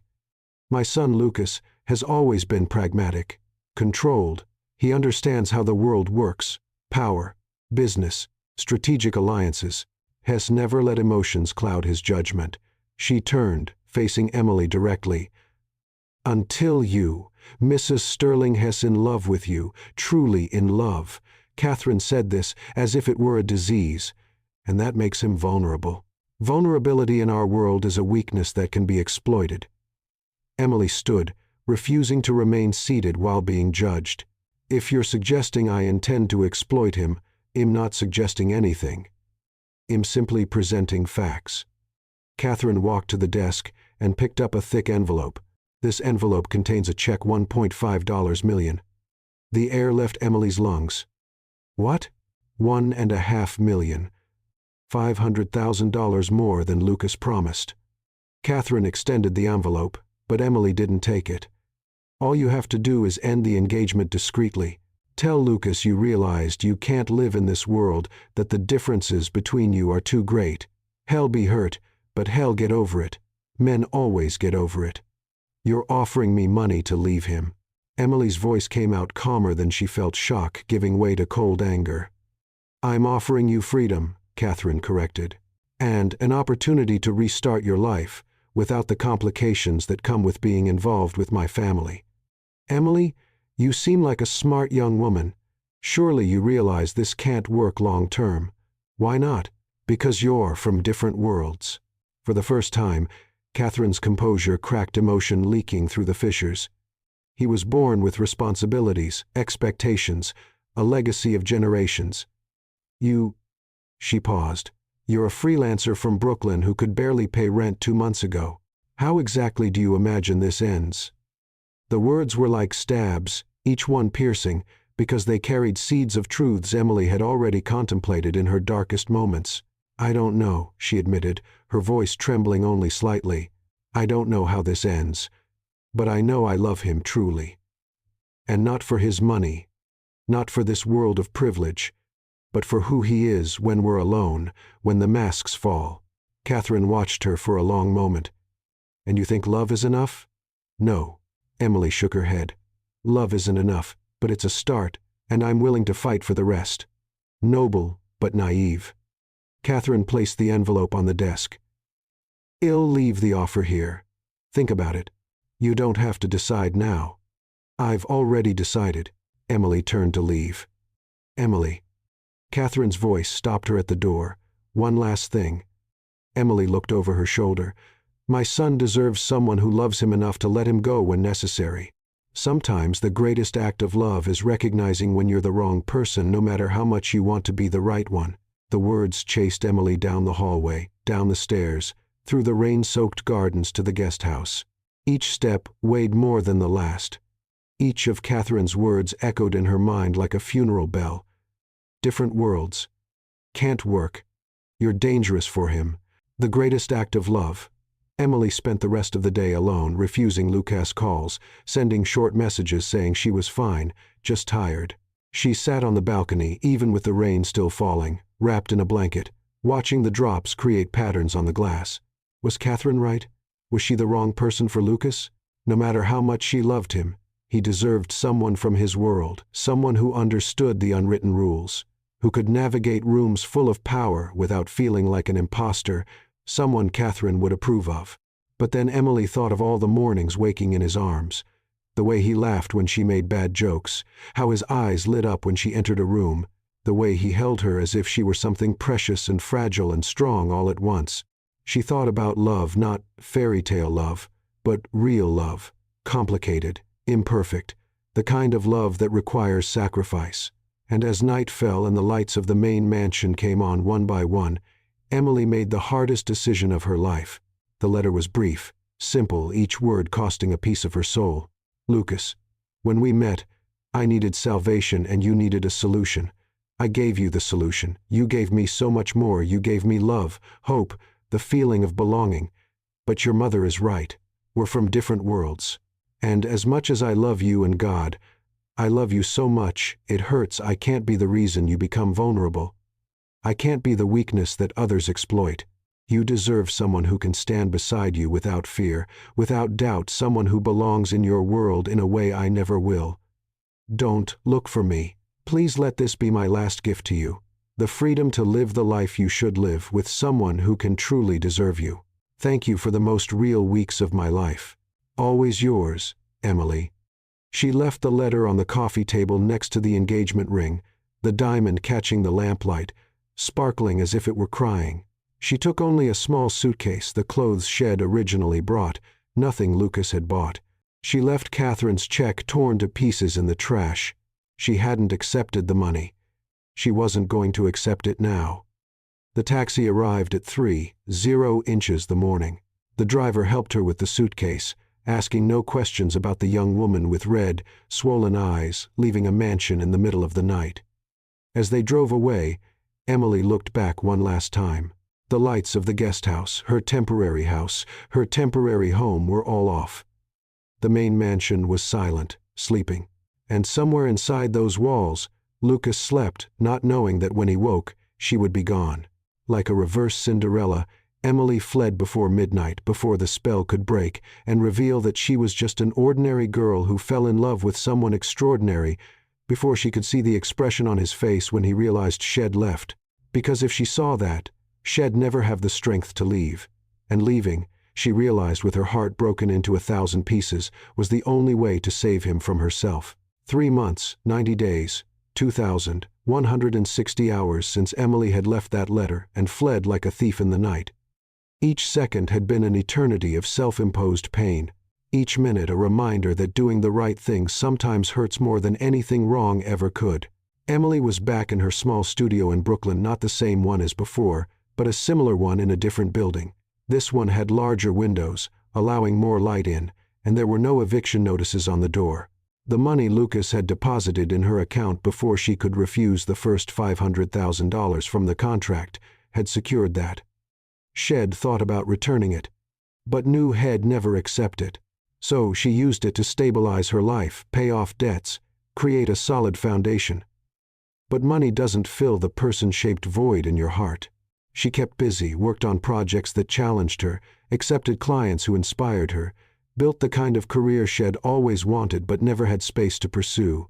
During the day she functioned, smiled on video calls, delivered excellent work, even laughed occasionally. But at night, alone in the dark, she allowed the tears to come, allowed the longing to consume her. The way Lucas smelled in the morning, the sound of his laugh, the way his eyes lit up when he saw her, the feeling of being in his arms, safe and loved and completely accepted. She hadn't looked for news about him, hadn't searched his name online, hadn't checked social media, hadn't allowed herself that particular torture. Clean break, she decided, like ripping off a Band-Aid, fast, brutal, but necessary. So it was a shock when the doorbell rang on a rainy Tuesday afternoon, exactly 3 months and 2 days since Shed left, and Emily opened the door to find, not Lucas, but his father. Richard Sterling was an older version of Lucas, the same strong bone structure, the same golden eyes, but with completely gray hair and deep lines of experience marking his face. He wore an expensive overcoat against the rain, holding an umbrella, and watched her with an expression that was simultaneously evaluative and kind. Mr. Sterling. Emily couldn't hide her surprise. Miss Cooper, may I come in? Or would you prefer I freeze here in the hallway? There was a touch of dry humor in his voice that reminded her so much of Lucas it made her chest ache. She stepped back, allowing him to enter. The apartment suddenly seemed smaller, more humble under his gaze. But Richard didn't look around with judgment, just with polite curiosity as he closed the umbrella and propped it near the door. Can I offer you tea? Coffee? Emily hated how nervous her voice sounded. Coffee, if it's no trouble. Black. He sat in the only armchair in the small living room, refusing to make the moment more uncomfortable than it already was. Emily prepared the coffee with slightly trembling hands, her mind racing. Why was Lucas' father here? What did he want? Had Lucas sent him? No, Lucas would respect her decision to leave. This could only mean, does he know you're here? Emily asked as she handed the cup to Richard, sitting cautiously on the opposite sofa. No, and I prefer it stay that way. Richard took a sip of the coffee, nodded with approval. I came on my own against my wife's wishes, I should add. Catherine knows I left. Catherine orchestrated your departure. It wasn't an accusation, just a fact. She told me about the conversation, the offer. She also told me you refused the money. It wasn't mine to take. Richard watched her for a long moment, those golden eyes so much like Lucas, reading every detail of her expression. Do you know what happened after you left? Emily shook her head, not trusting her voice. Lucas woke up and found your letter. Read it 3 times, according to the house staff. Then he went to the main mansion, walked into Catherine's office, and for the first time in his adult life he yelled at his mother. Richard paused. Didn't argue, didn't debate, yelled. Said things that... He cleared his throat. That needed to be said long ago, about control, about love, about allowing people to make their own choices. Tears burned Emily's eyes. Mr. Sterling, he was devastated, Emily. Still is. Richard leaned forward. My son is many things: stubborn, proud, sometimes overly controlled. But when he loves completely. And he loves you. I know. Emily's voice broke. I know, and that's why I left. Because your wife is right. We're from different worlds. I would make him vulnerable.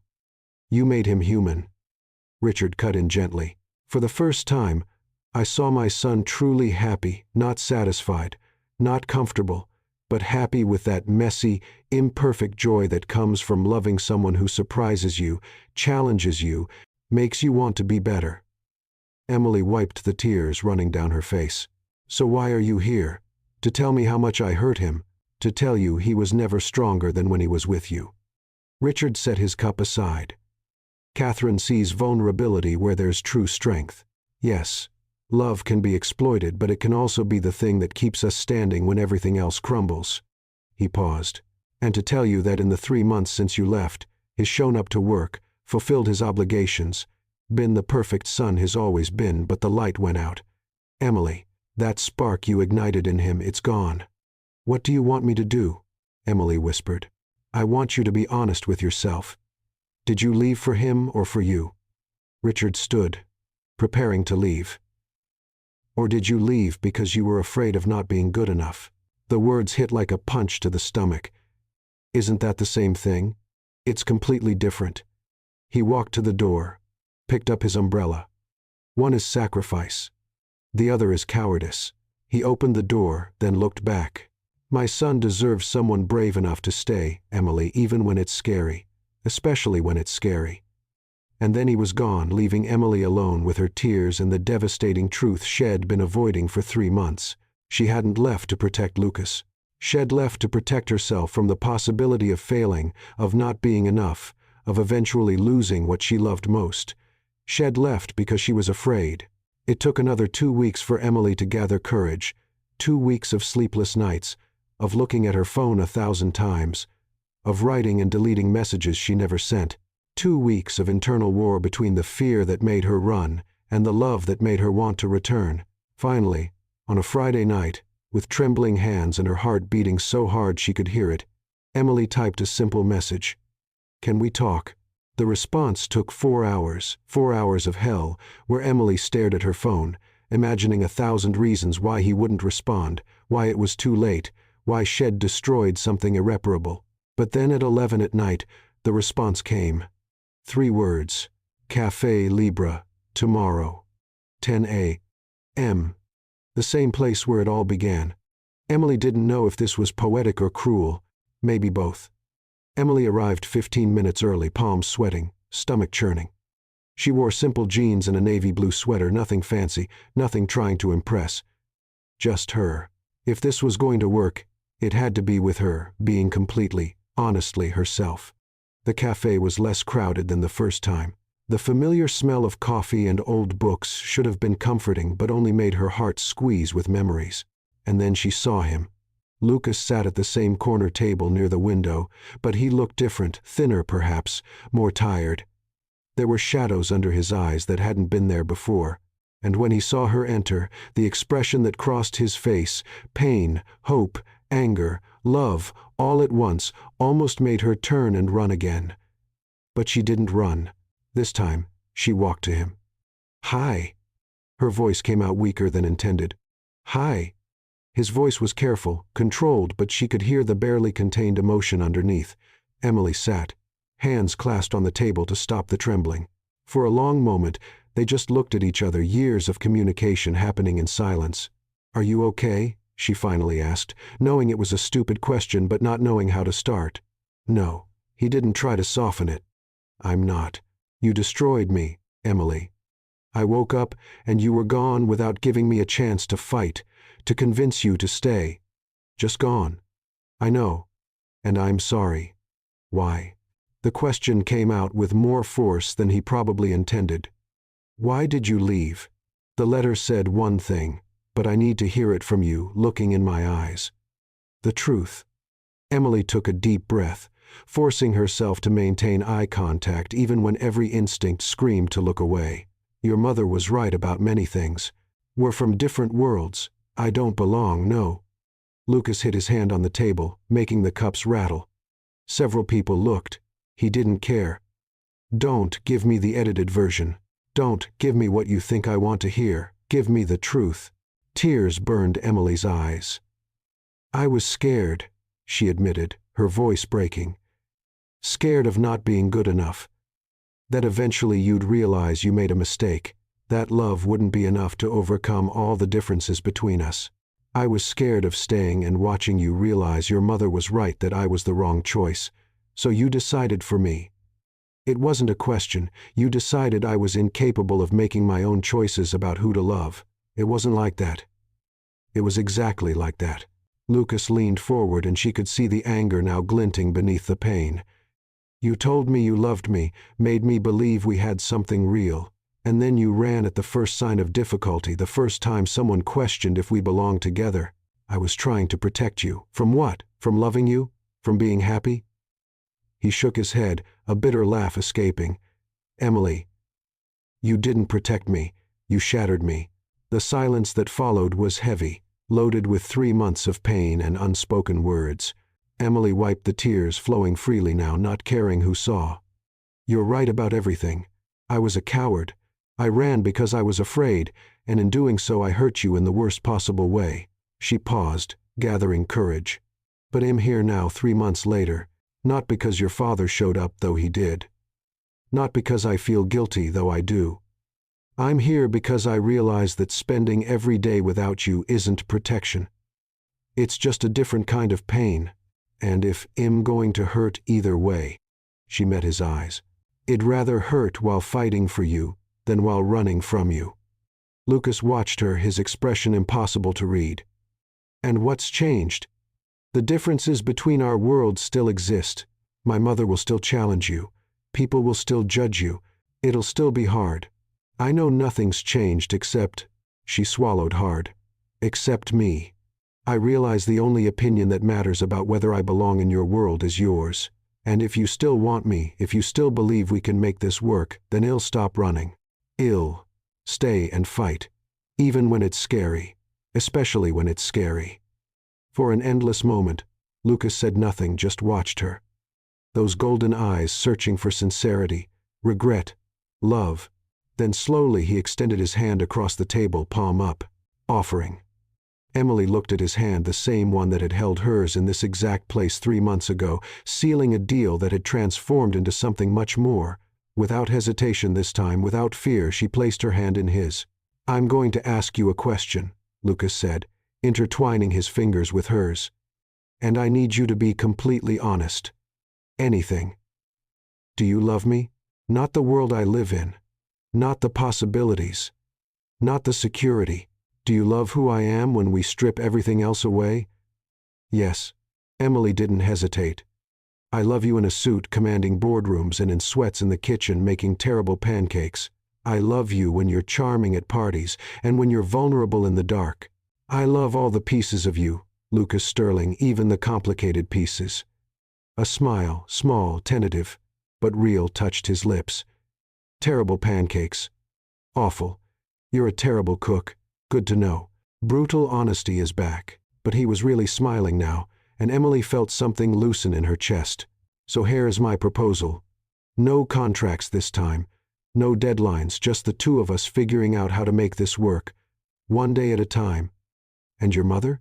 My mother will have to accept that you're not going anywhere. And eventually, he squeezed her hand. Shell, see what I saw from the beginning, that you're extraordinary.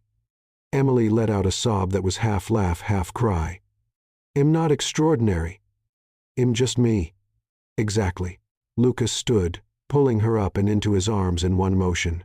And just you is everything I've always wanted. They stood there, embraced in the middle of the cafe, oblivious to curious looks, whispers, the world spinning around them. Emily buried her face in his chest, breathing in the smell Shed missed every day, cologne, coffee, home. I missed you so much, she whispered against his shirt. I know. Me too. He kissed the top of her head. "Don't do that again. Don't run. Promise me that when it gets scary, when it gets hard, you stay and fight.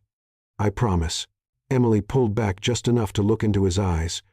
"And I promise to be honest about my fears, my insecurities, everything. And I promise to listen and to remind you every day that you belong with me, with us." He touched her face, thumb wiping away one last tear. "Ready to try again?" Emily covered his hand with hers, turning her face to kiss his palm. More ready than ever. And when Lucas kissed her there, soft, tender, full of promises of second chances and new beginnings, Emily knew she was home. Finally, truly home. The June morning sun filtered through the white linen curtains, painting the bedroom in golden and amber tones. Emily woke slowly, that kind of peaceful awakening that comes only when you're completely at peace. The smell of fresh coffee rose from the kitchen, mixing with the scent of jasmine entering through the open window. Outside, she could hear a child's crystalline laughter, high-pitched, joyful, absolutely contagious. She smiled before even opening her eyes completely. 6 years. It had been 6 years since that day at the cafe when she and Lucas had decided to try again. 6 years of ups and downs, of challenges faced side by side, of love that grew deeper and more complex with each passing season. Emily stretched her wedding ring, catching the morning light. Not the original engagement ring with the huge diamond, but something simpler they'd chosen together. Rose gold with small diamonds, delicate but resilient, like them. "Mommy, Mommy, wake up." The door burst open and a small hurricane of energy came running in. Michael Sterling, 4 years old, dark, disheveled hair and golden eyes. Identical to his father's, wearing dinosaur pajamas and holding a crumpled drawing. "Good morning, my love." Emily opened her arms and Michael threw himself on the bed, climbing over her with the adorable lack of coordination of a small child. "I made a drawing for you. Look." He unfolded the paper with evident pride. It was a chaotic mix of colors, green, blue, yellow, that could be anything or nothing. "It's our house. And this is me. And this is Daddy. And this is you. And this is Grandpa Richard."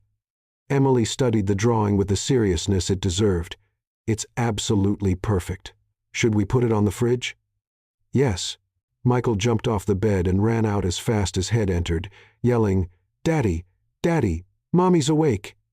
Emily laughed, shaking her head as she got up.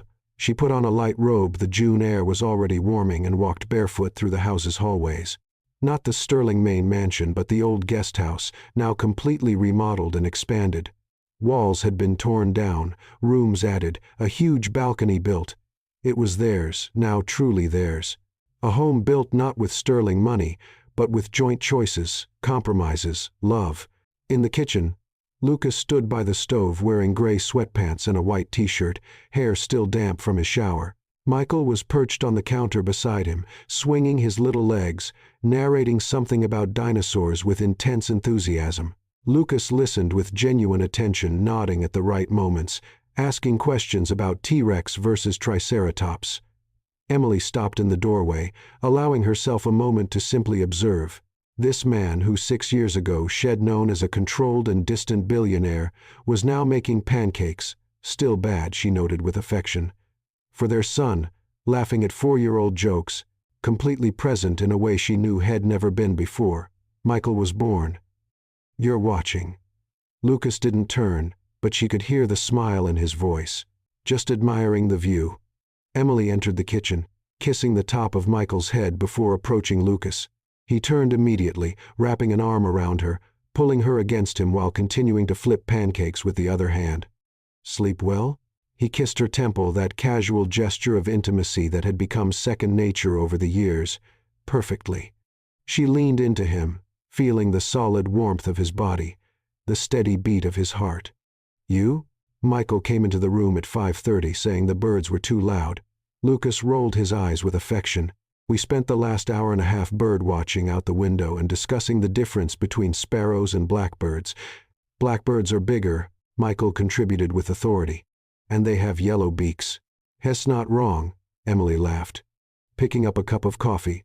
Lucas had already prepared exact amount of cream, no sugar, exactly how she liked it. 6 years and he never forgot.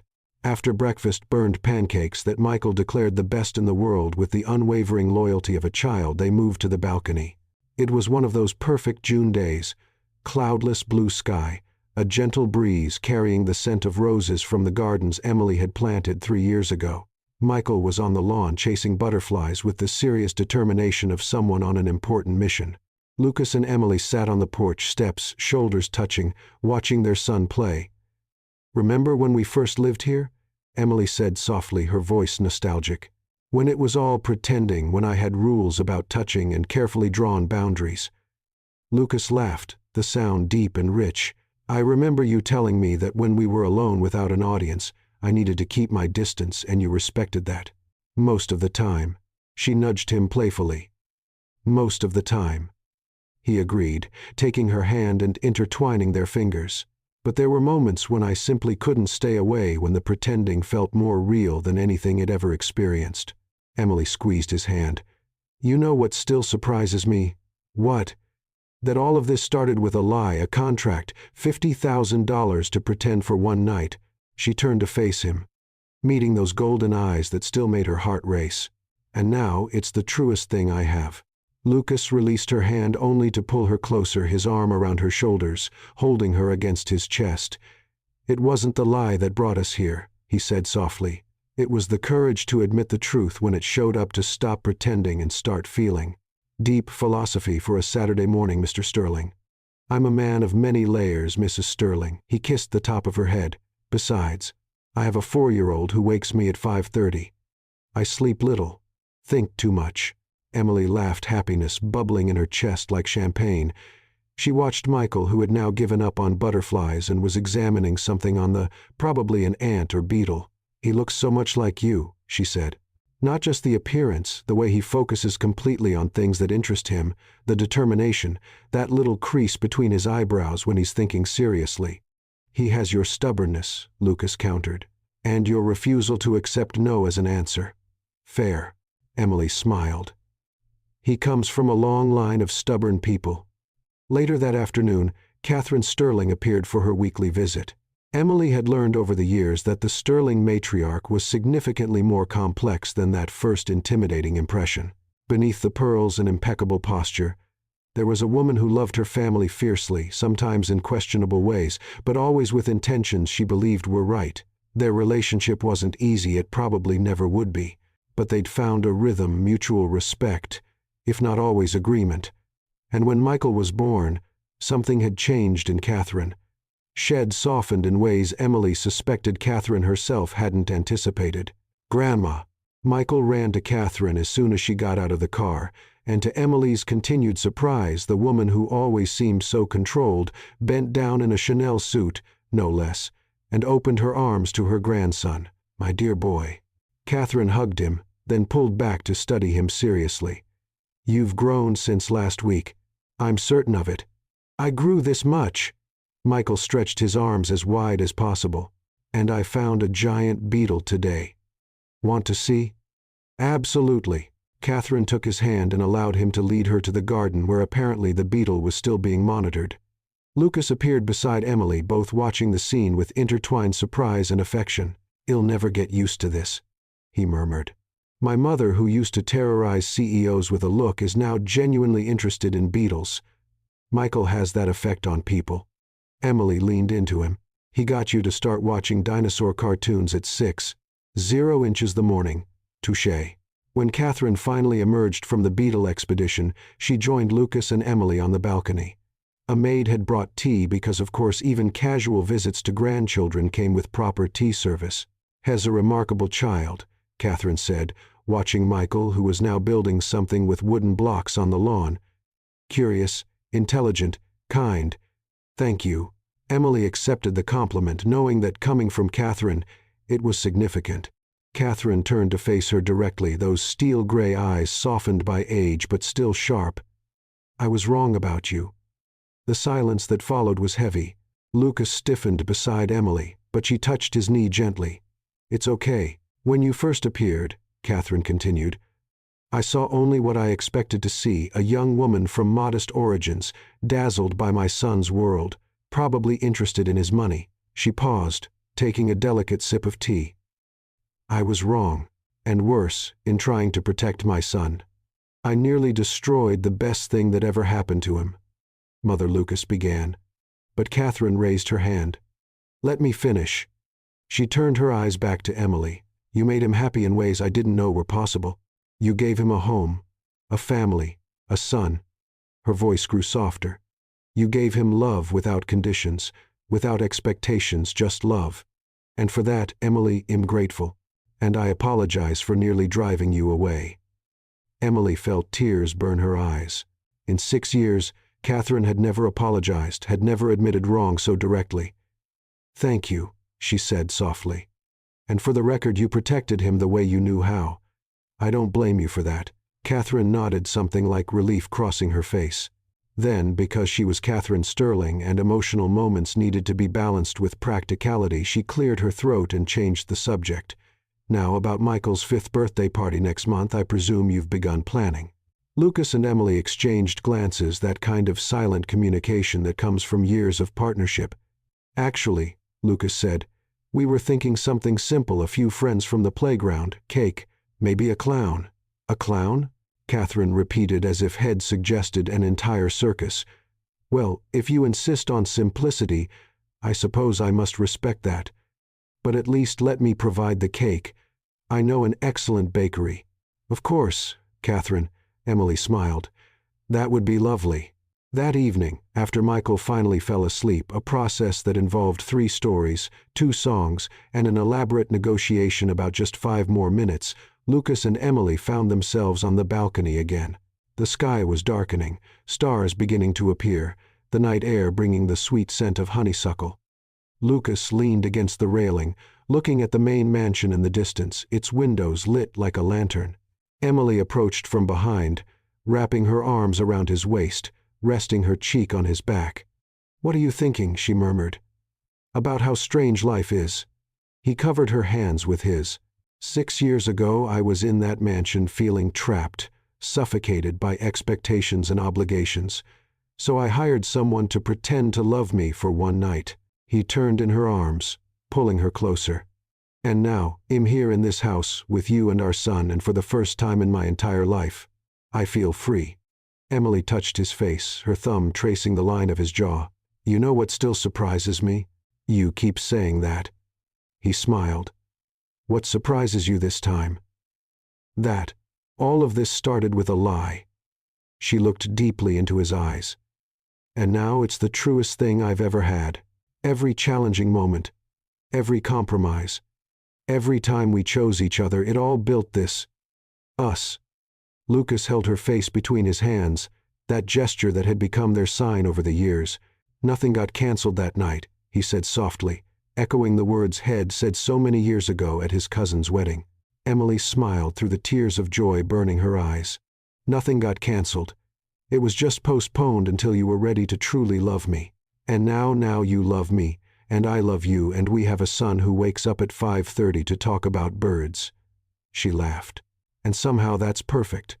Lucas kissed her slow, deep, with the familiarity of 6 years and the passion that had never diminished. When they separated, he pressed his forehead against hers, eyes closed, just appreciating the moment. Thank you, he whispered. For what? For staying. For fighting.